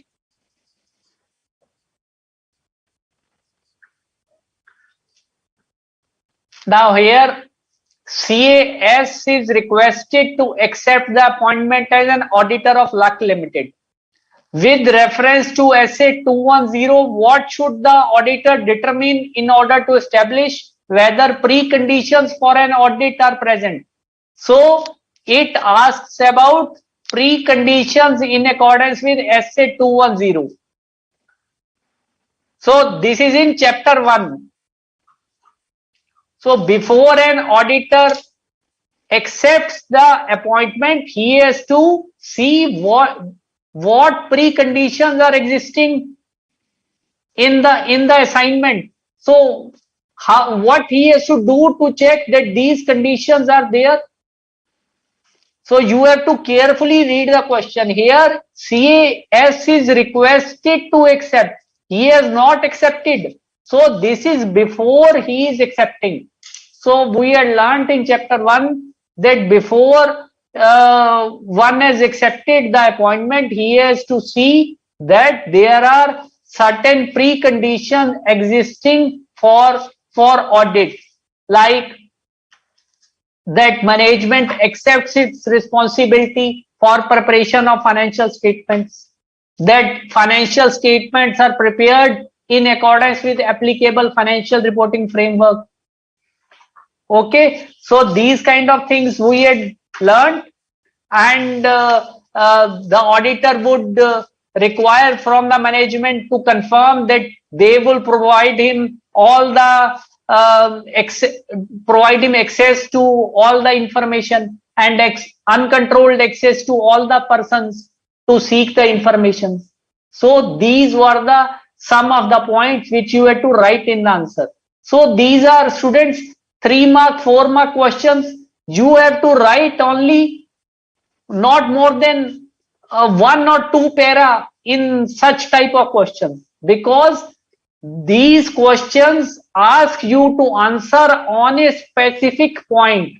All the paper is designed in such a way that you have to answer on specific points. You have not to write a story. Okay, you have to write the specific answer in relation to that question, what is the demand of question and what that question is asking. So where the students go wrong, first of all, they are not able to understand the questions. They do not understand what has to be what is the question and what has to be written. They go on, their mind goes on hopping from whether it is from chapter 3, chapter 5, chapter, they start thinking about chapters. Okay, so you have to understand that what the first you understand what the question is demanding from you, and then you try to reach a conclusion in your mind logically what should be the answer to it, and then you correlate with what you have learned. Now that process should be there in flash of seconds. Just see, after seeing the question, you should recognize that this is the demand of the question. Okay, so you understand how you have to write the answer. 3 mark, 4 mark question, you have to write 1 para, 2 para, but not more than 5-10 lines. Or you can write in narrative form, or you can make points, whatever the way is convenient to you. Now next question. Now a firm of CA is auditor of this company for many years. Now this company has diversified their business into newer areas during last year. The senior member of audit team handed over the standard audit program of earlier years to his audit assistants and asked them to follow the same. The assistants are conducting the audit accordingly. Now whether the attitude of assistants is justified, guide them. Now students, tell me first of all, what does this question want you to answer? It states that there is a company and the CA firm is auditor for many years. They have prepared a standard audit program, and meanwhile the company has also entered into new business, and the firm is using the same standard program. So should the audit assistants follow the same program, or are they required to keep an open mind? Yes, students. How you should write the answer? Just drop 1-2 lines. How you should write the answer? How you should write the answer? Just drop 1-2 lines. Brief summary. Just 2 lines. Drop a mail. Just 2 lines. What should be the answer?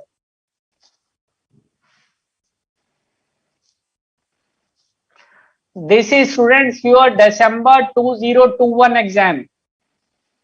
These are your real papers. These are your real papers, real previous year papers. Yes, one mail from Sudhanshu. Now, students, you have to understand that this question carries 4 marks. So obviously, you need to write at least 7-8 lines, one para or two para you have to write. So how you have to correlate the things? You have to state that the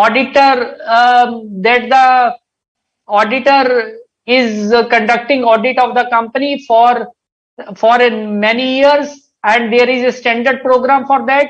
However, the company has entered into new area of business, so therefore the audit program might not contain instructions for all the relevant points. Okay, so there might be certain new areas or new issues which might require consideration for the auditor. So the audit assistants, they need not strictly follow the audit program, but rather they should keep an open mind and they should give their feedback. They should point out to the responsible person in the engagement team that that these are the issues which also need to be considered, and these might not be there in the standardized audit program which the audit firm is using. Okay, so is it correct?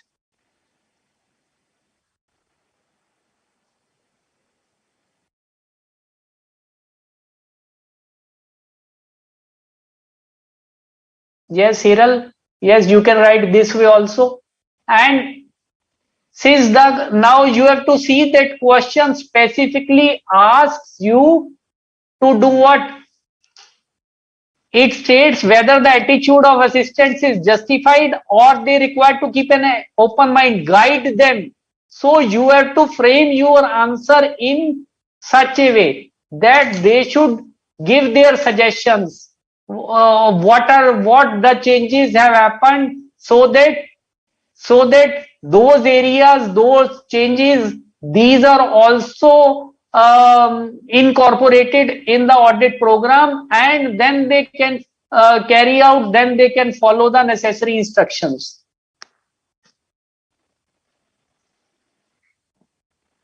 Yes, Hiral, you are writing correctly.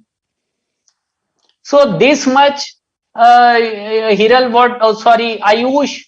uh, Ayush Agarwal, whatever the para you are writing, 5-6 lines, this much is sufficient. Okay, for answering such type of questions. And students, if you answer the question correctly, you would be getting full marks. If you have covered all the aspects, then you would be getting full marks. You may get 4 out of 4. It is not that that the examiner is going to reduce your marks because it is a theory paper. If you have written it correctly, answered all aspects, definitely you would be getting full credit. Okay. Now another question is,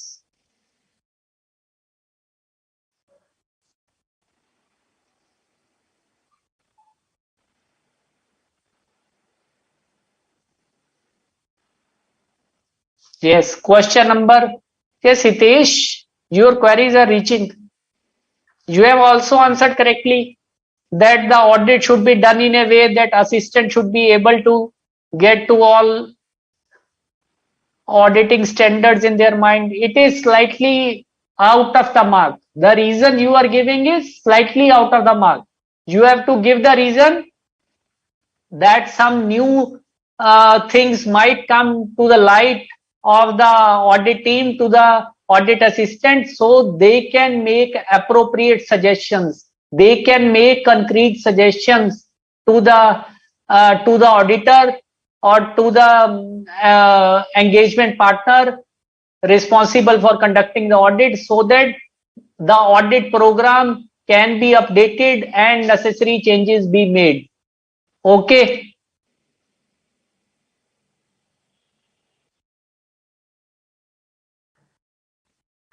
Now question number A. This is CAK is reappointed as auditor of B Limited. So guys, you have to see that here Important.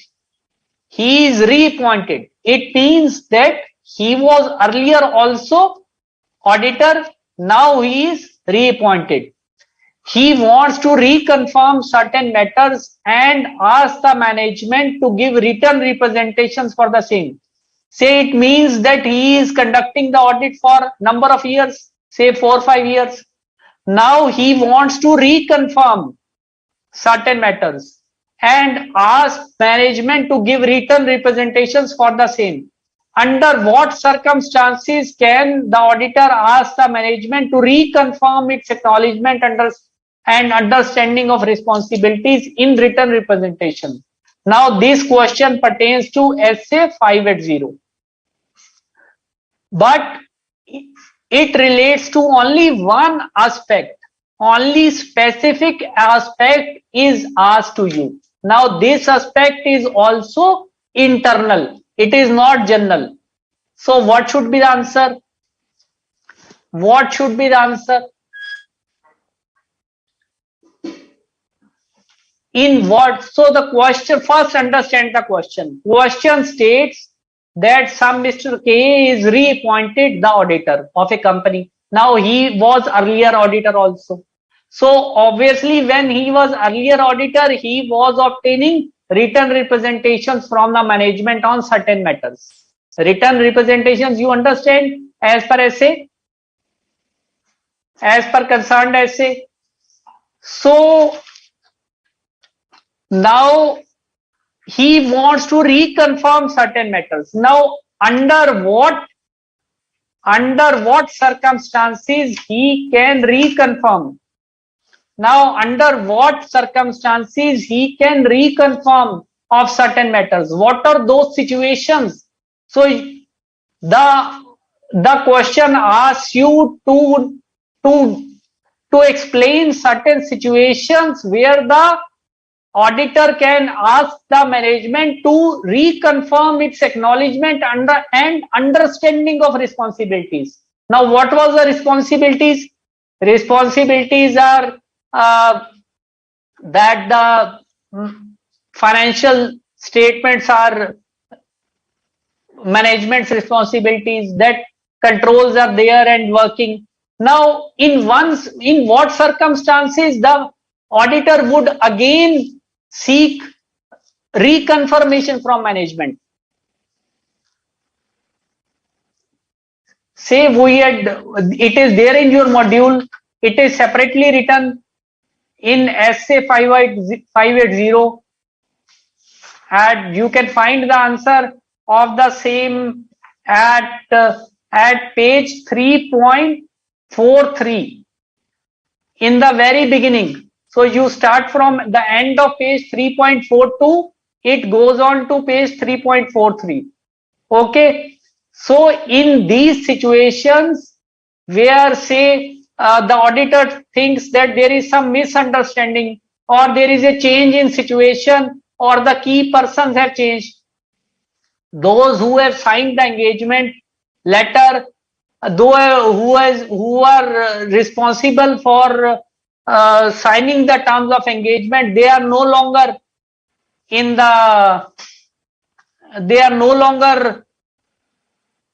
with the management. Okay, and the other persons who have come in the management, they are misunderstanding their responsibilities. Okay, these sort of things. There might be certain changes in circumstances. So obviously the question carries 4 marks. So the scheme of checking would be such that if you write 4 points, at least 4 points, you would be getting 1 mark for each. So if a student has written 1 mark, then he has written 1 correct point, he would be getting 1 mark. If you have written 2 correct points, you would be getting 2 marks. Okay.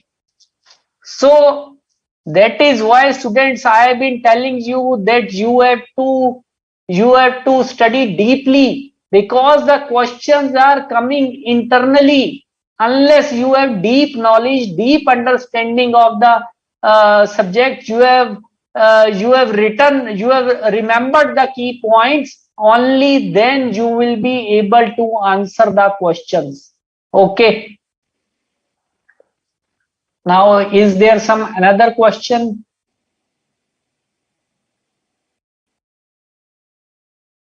Yes, one more question is also there.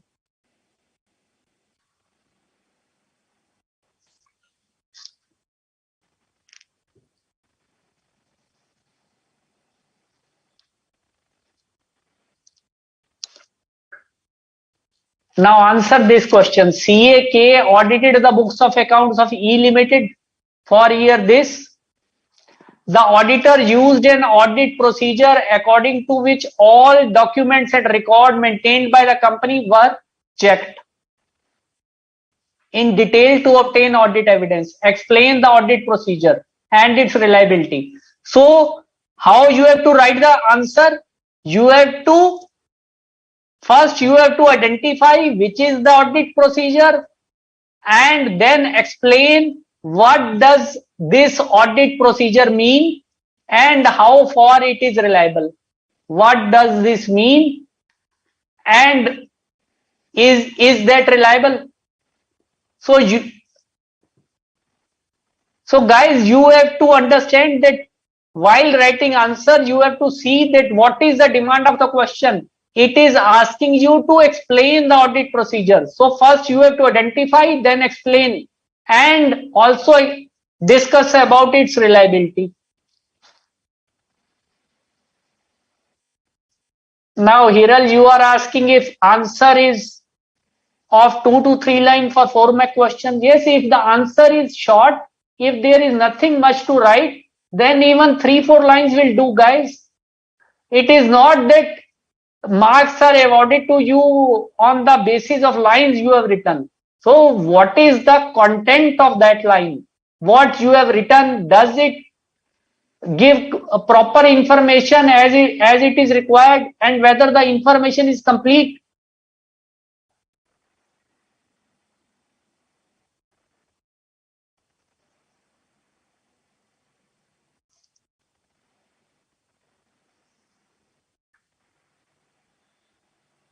Yes, only 1-2 males, Pooja, Fatina, Bindu, Sai Lakshmi. Now, what is the audit procedure? The auditor is checking the documents and records. He is checking the documents and records. So when you check a document, when you see a document, when you see a record, what you are doing? What you are doing, students? We learnt in quite detail. So we are doing inspection.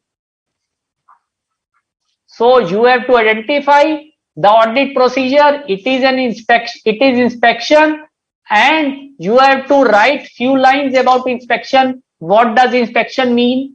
You have to explain it. Inspection means examination of a document, whether in paper form or in electronic form. It also includes examination of asset. Okay. You identify and you also explain, and you explain how to what extent inspection is reliable. You are inspecting the document, what is its reliability.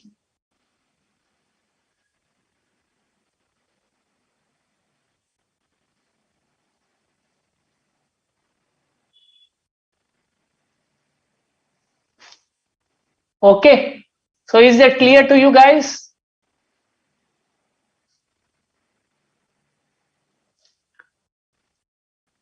So 1-2 para of this would be sufficient.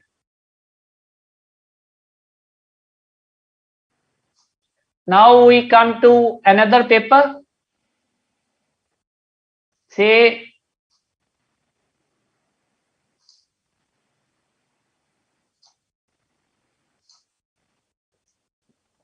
now this is your July 21 paper.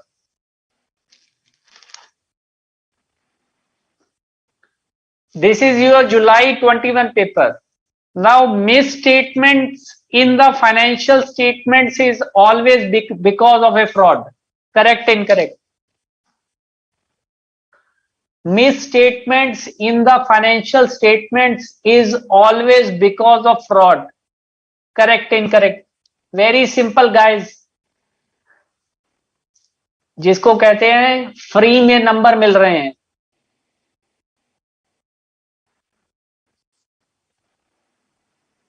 The marks are being given to you free. It is such a simple question, guys.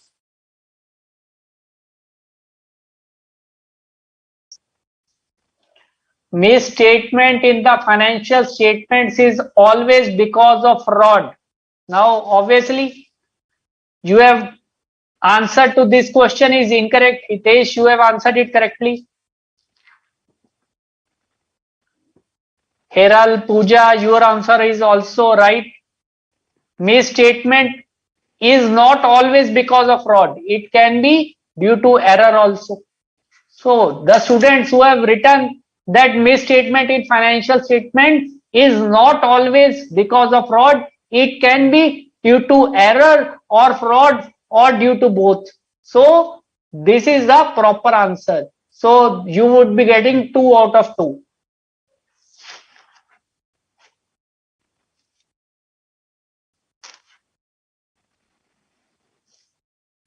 Now second question number 2, C question. Now what is C? Assertions refer. This is relating to meaning of assertions. Assertions refer to the representations by auditor to consider different type of potential misstatements. Is this correct?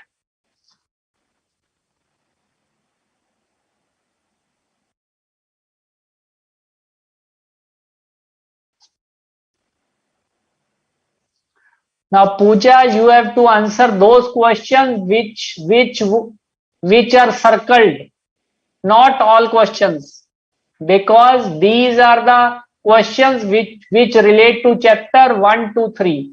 You are answering B question relating to multi-state cooperative society. This is in chapter 13, last chapter.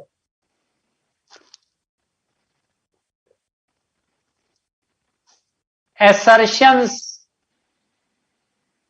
Now, Mehman Rafiq bhai, you are answering question. You are answering, but you are not writing what is your confusion, whether it is correct or incorrect.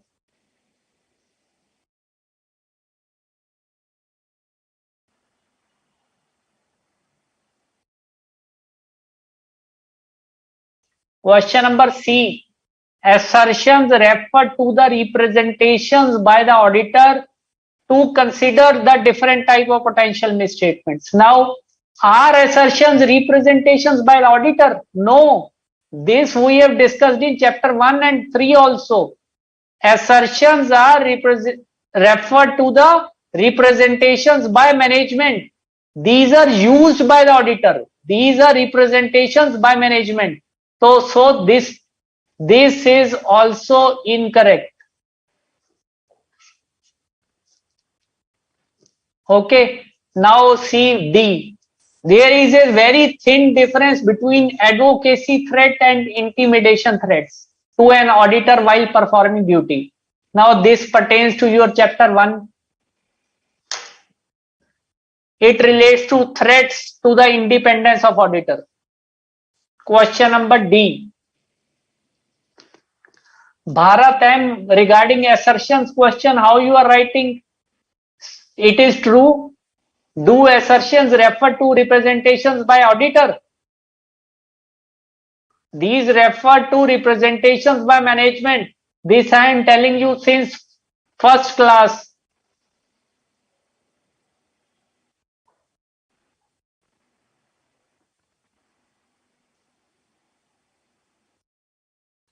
There is a very thin difference between advocacy threats and intimidation threats. Now, first, remember what was the meaning of advocacy threat?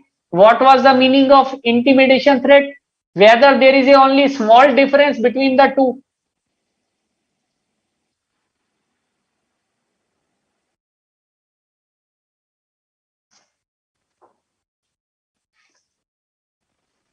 Now, this statement is also incorrect. Advocacy threat, you understand, when the auditor champions the cause of the client, when he is seeing, he becomes an advocate of the client. At every forum, he is supporting him.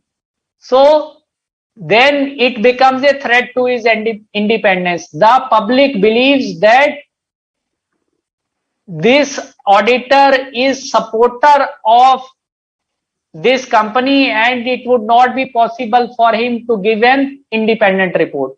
So this is what the meaning of advocacy threat was. And what was intimidation threat? Intimidation threat was when the auditor is intimidated. He is feared. If you do not, a fear is sought to be put in his mind. If you do not give a clean report, then you will not be appointed auditor next year. Your fees will be reduced. So these type of intimidation threats, dharana, dhamkana. So these two are very different. So there is much difference between the two. So therefore this statement is incorrect.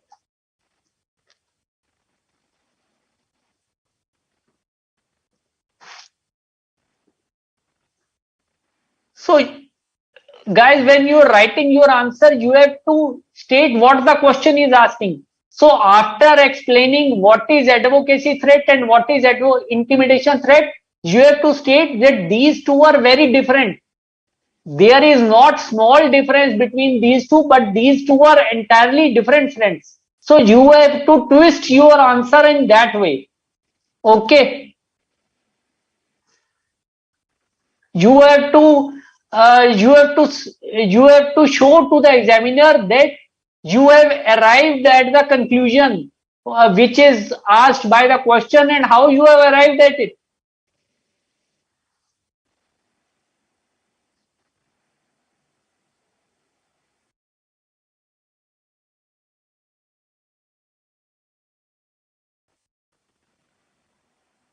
Now G, in the context of related parties, it means the parties are related.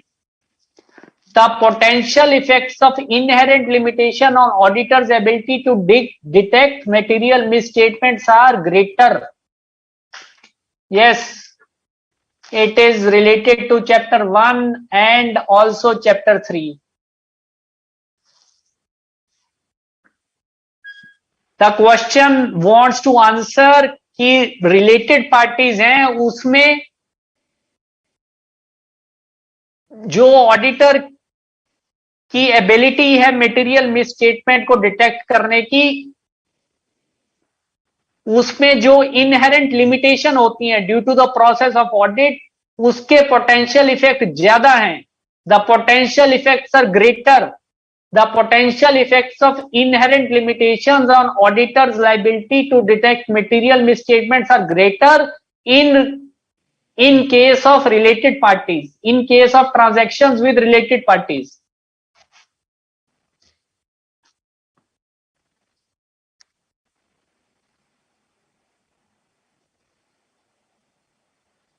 Yes, Ayush, definitely.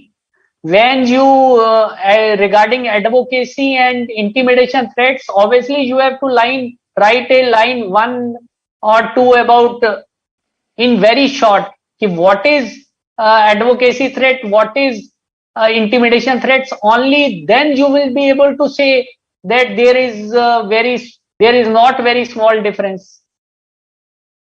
How you can write before explaining?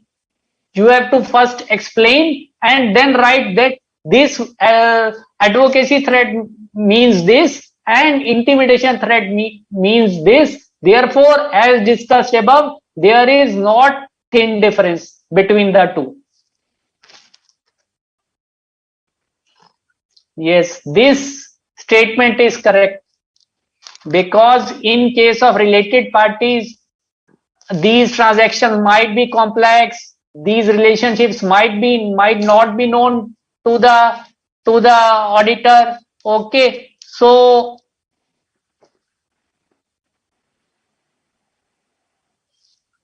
the potential effect of inherent limitations on the auditor's ability to detect material misstatements are greater in context of related parties. Okay. So now we come to descriptive questions.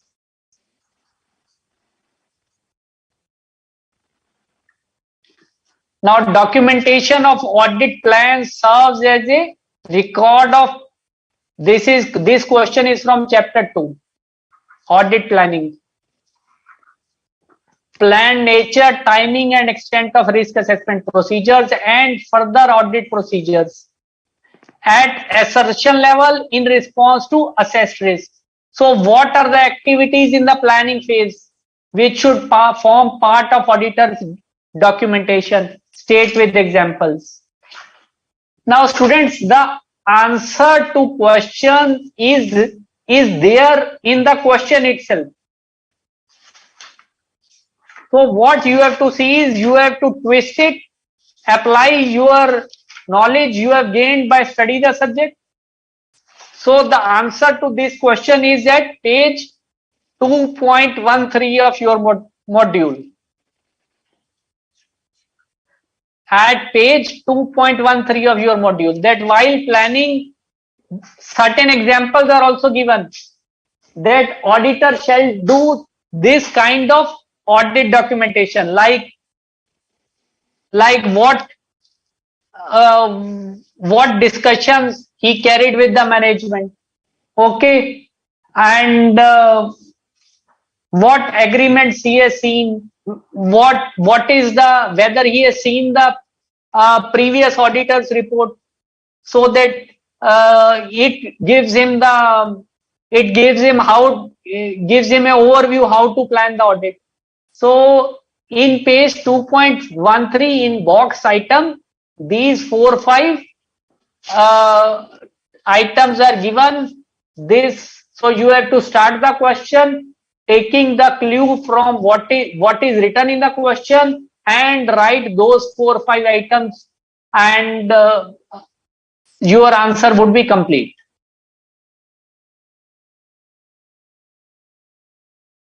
Next.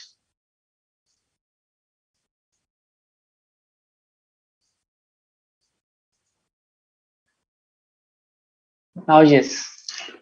Here the question states the auditor shall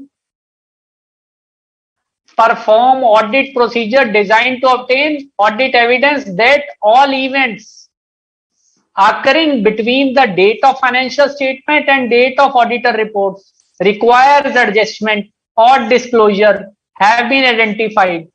So this question is in relation to SA 560. So what are the audit procedures?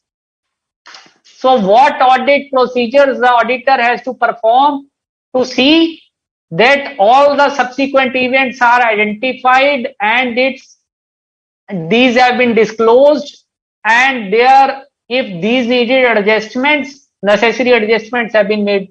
So it is there in your chapter 3. We had read about this in our lecture day before yesterday. Audit procedures in SA 560. Now what audit procedures are to be performed? Yes, you are writing correctly. These are subsequent events. But Pooja, you have to understand, you have not to write this much in the exam. These are subsequent events. This is the question itself is stating these are the subsequent events. The question asks you to explain what audit procedures you have to apply to confirm that all subsequent events have been identified and necessary adjustments have been made and these have been disclosed. So what are those audit procedure in accordance with SA 560? Number one, you have to make inquiry. First thing is inquiry with the management. Okay. Second thing is you can review the minutes of the meeting. Minutes. And you can review the correspondence with external legal counsel. So such type of things.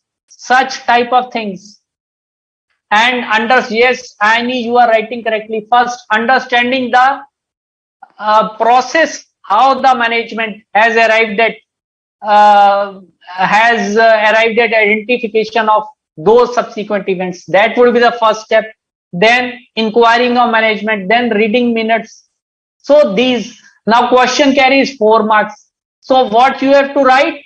You have to first state that these are the subsequent events, as these are occurring between date of financial statement and date of audit report. Now this carries 4 marks. So you have to write at least 4 audit procedures. So students who would be writing 4 audit procedures, they would definitely be getting full credit. Yes, interim financial statements. This can also be the one of the audit procedures for using interim financial statements. So you understand, guys. You now are getting a feel of how the questions would be there in your exams, and students, you would now be realizing that all the questions are being asked from your module, either are directly from your module, or these are the application of concepts from your module. Nothing is outside from what is there in your module syllabus or what is being taught to you. Okay.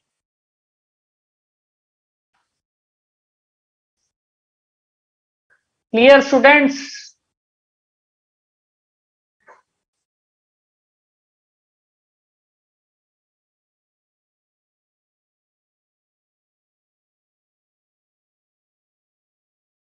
One more question is there.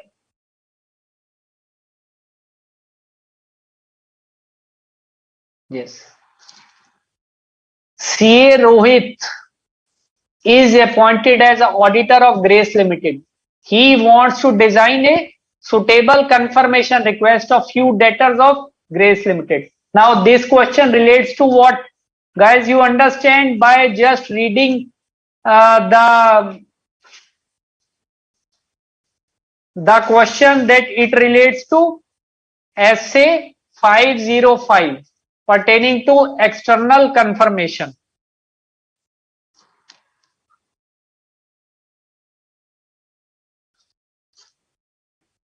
So as a senior auditor of the firm explained to him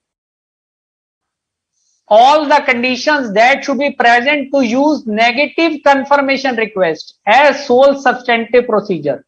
Now you have to write only in what circumstances the auditor can give negative confirmation request. So remember, guys, we had learned during study of SA 505 that there were certain conditions which were mentioned in SA 505 which needed to be present should the auditor decide to give a negative confirmation request. So sometimes students totally misunderstand the question and they write something else. The question is demanding something else and they would write here the procedure of sending positive confirmation requests or external confirmation requests. You would be getting a 0. The examiner would just cross the answer and award you 0 mark. And then you are going to blame, sir, हमने तो ठीक लिखा था, paper हमारे ठीक तरह से check नहीं हुए. The papers were not marked correctly. No, this is not the case, guys. We have to see inward where we are lacking. So in what circumstances the auditor can send negative confirmation request. Question B is demanding, Bharat, that in what circumstances the auditor should use negative confirmation request. Negative confirmation request, you remember, mean when the confirming party, he has to answer only if he disagrees. So what were the conditions if he disagrees? What were the conditions that only in those cases the auditor had to send a negative confirmation request. Some of the conditions are that the balances consist of small balances drawn from a homogeneous population. Say if their debtors are quite large, there are thousands of debtors of small value, then it would not be practicable for the auditor to send a positive confirmation request. Then he would be sending a negative confirmation request that if you disagree, you respond. Otherwise, it is implied that that your balance is reconciled. Okay, so these 4 points are given at page 3.56 of your module. 3.56 of your module.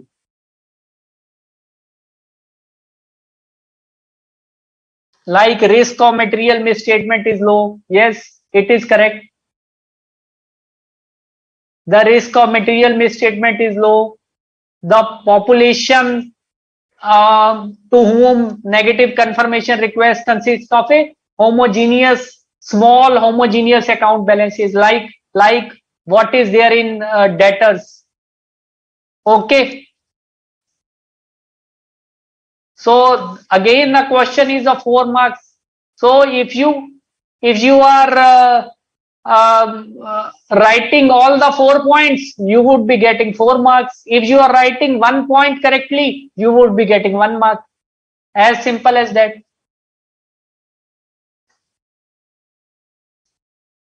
So is that clear to you guys?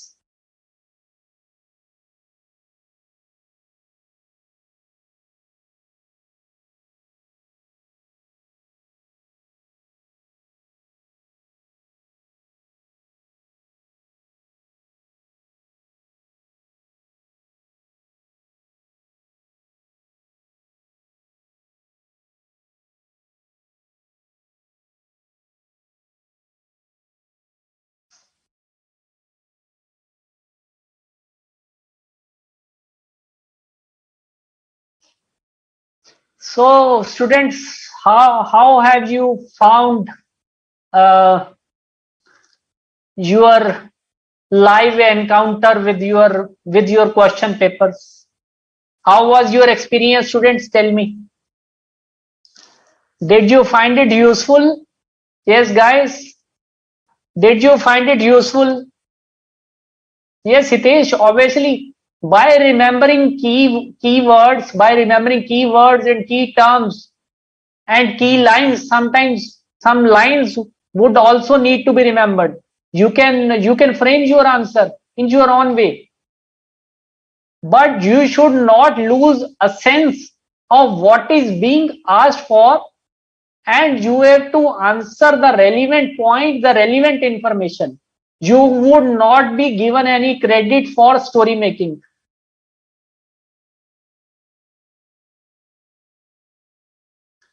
Yes, guys, 3-4 mails. Did every one of you find this encounter with your actual question papers useful?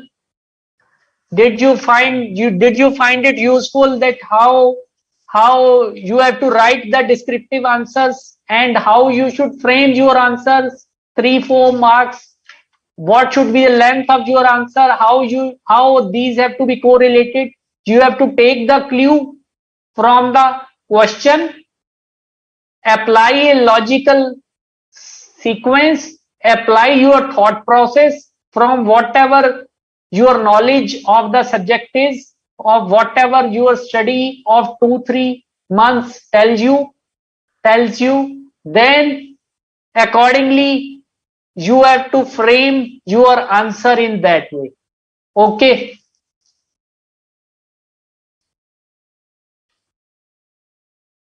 No, Pooja, you are saying ICI is expecting us to remember all the lines. No, Pooja, it is not that. Don't be so cruel. Don't be so cruel. Board of Studies doesn't expect you to remember all the lines. It only asks you to understand the subject and to apply those concepts, to apply those terms in practical situations. Okay, so it is not that you have to cram the things, but obviously you would need to understand that without learning about certain key terms, certain key concepts, without gaining a grasp of the subject, you cannot write the answer. You cannot write the answer.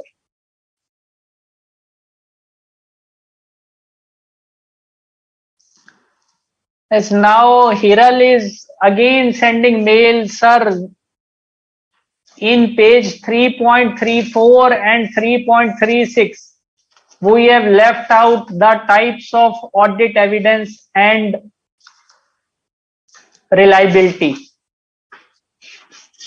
Yes, Hitesh, these are very simple things. Okay, you are saying, so I will go through it.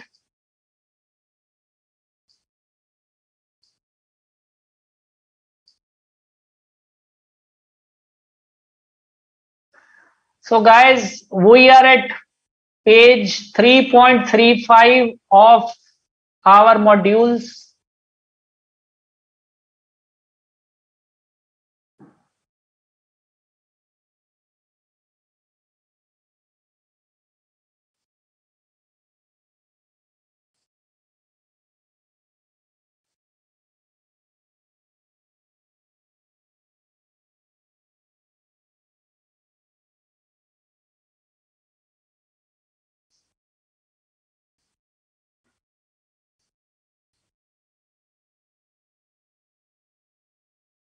Yes. Now it states that audit evidence can be visual depending upon nature. It may be oral, documentary. Now what is this? You must have learned. इतने दिन से हम लोग audit evidence पढ़ रहे हैं, तो इतना तो आपको समझ आ ही गया होगा students, that audit evidence can be visual when one is seeing, okay, and oral by seeking inquiry you are getting information, and documentary in paper form or any other document or by way of electronic evidence, say, because it is also written. Electronic evidence also contain written record, so depending upon source it may be internal or external. The evidence which is internally generated, it is internal. The evidence which is coming outside from outside the entity, it is external. Okay,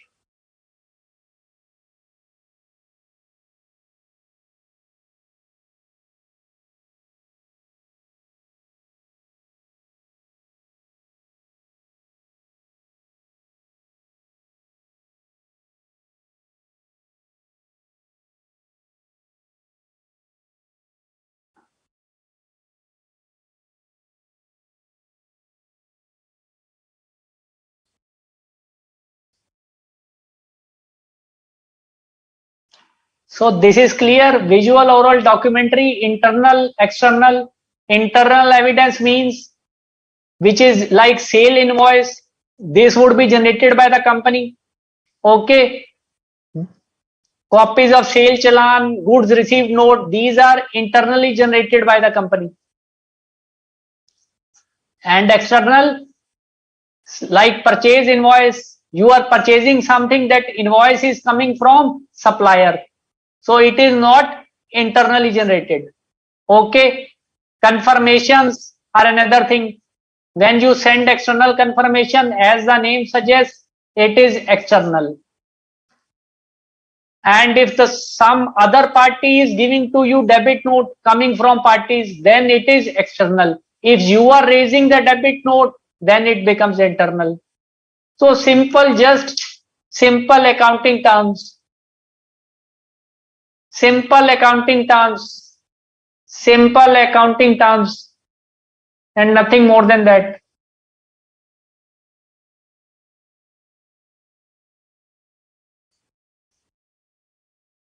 So in an audit situation, the bulk of evidence that an auditor gets is internal. However, substantial external evidence is also available. So therefore, obviously, when we compare internal versus external, which is more reliable? External evidence is more reliable than internal because it is coming from third party. Okay. But students, you have also to understand that external evidence is also not necessarily reliable. There can be possibility that external evidence can also be misleading. It can also be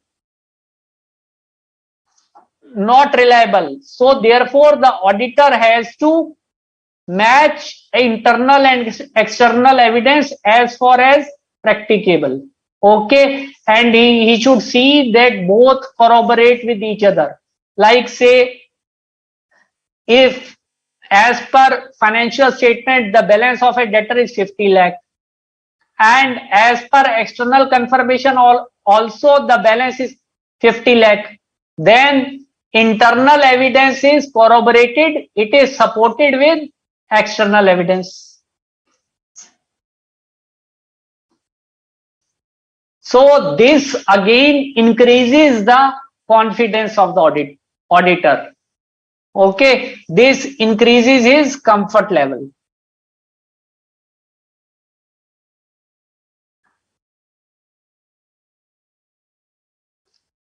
And relevance and reliability.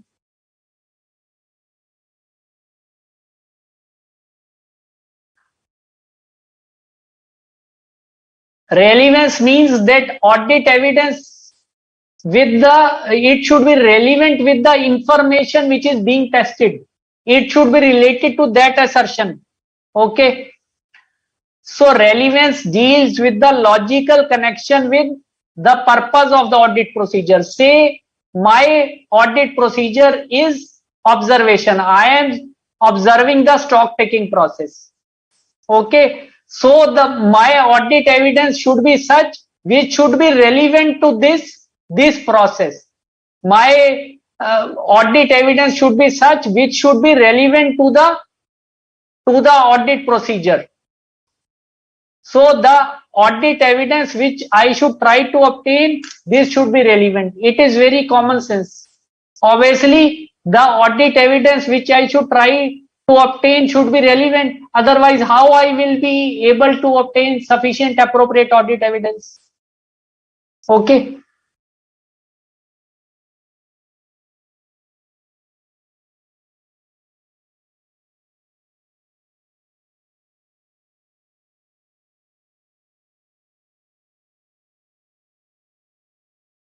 And now we come to reliability.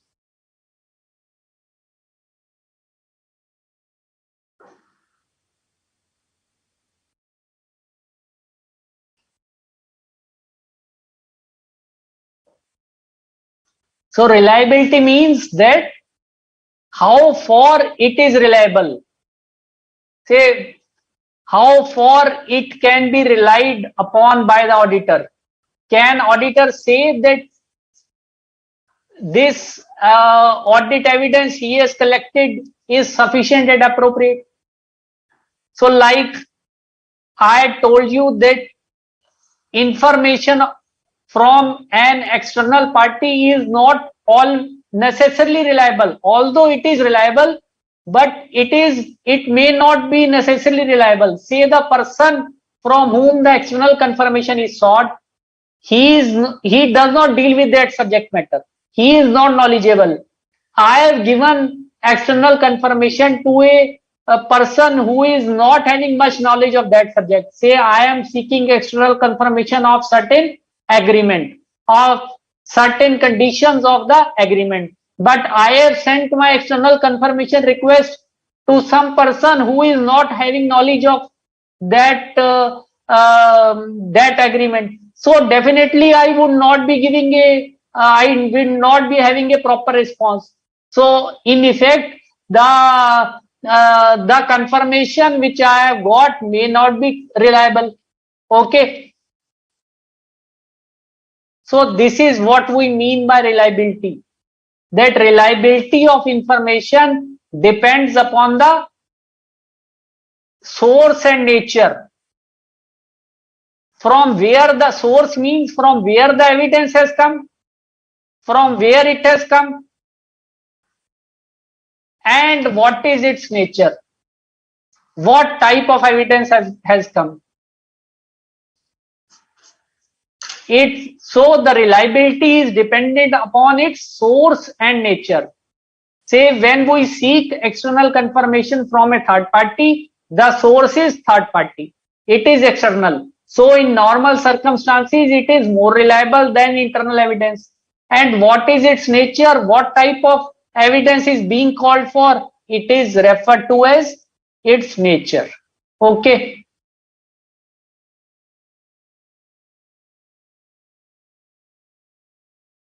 These are again general things that if say auditor sees that tests of control are satisfactory, control systems are working properly, the tests of control have identified this. So therefore internal evidence also becomes more reliable because the system the management has made is reliable, it is producing correct information. We have applied tests of control and tests of control also say so. So therefore when the auditor would apply substantive procedures, obviously the reliability of internal evidence also increases. Okay. And evidence which is directly obtained by the auditor, like he is observing some process, it is definitely more reliable than say audit evidence obtained by him indirectly or by implication. Okay. So guys,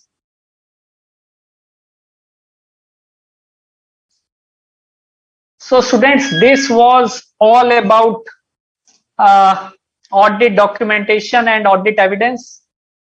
Now, Patina, Bindu, Sai Lakshmi, you are again asking about inherent risk. So first of all, please understand that you are going to understand inherent risk in quite detail in your next chapter, chapter number 4 on risk assessment and internal control. For the time being, you can understand that inherent risk means the risk which is there in the transaction, which is intrinsic to that transaction, which is coming from that transaction. Like say when we enter into a cash transaction, that cash transaction by its nature is risky because it leaves no audit trail, because there is no evidence. It can be manipulated. Like if a company is making sales in cash, then there is a greater chance that sales might be overstated or these might be understated. Okay, so these are the examples of inherent risks. Inherent means which are coming from within the transactions, that some transactions are riskier than other transactions. Say if this transaction is happening through a bank channel, then it is less riskier. Risk is there, but question is of degree. Okay, so when you would be starting a next chapter, chapter number 4, which would be taught to you by CA Nancy Singla, so she will be explaining to you in detail about what do you mean by inherent risk, what do you mean by control risk, detection risk, and the combination of all that audit risk. Okay, so students, I hope that you have gained a lot of insights today into how you have to study, how you have to understand, how you have to remember, and how you have to frame and present your answers. That is very important, guys. How you have to frame and present your answers in the exams. Say if you have, even if you have understood the subject, you are not able to write it, you are not able to write it in proper words, then your all your effort you are putting in, that would be washed. Because between you and examiner there is only your paper. He doesn't know you, you do not know him. Only your paper is going to tell what you have understood. So you can only get credit for what you have written. Okay, guys, so that is very important to understand. So it is over for today, guys. Thank you for a patient listening, and good night to everybody of you. Good night, guys. Thanks a lot. Thanks a lot, guys.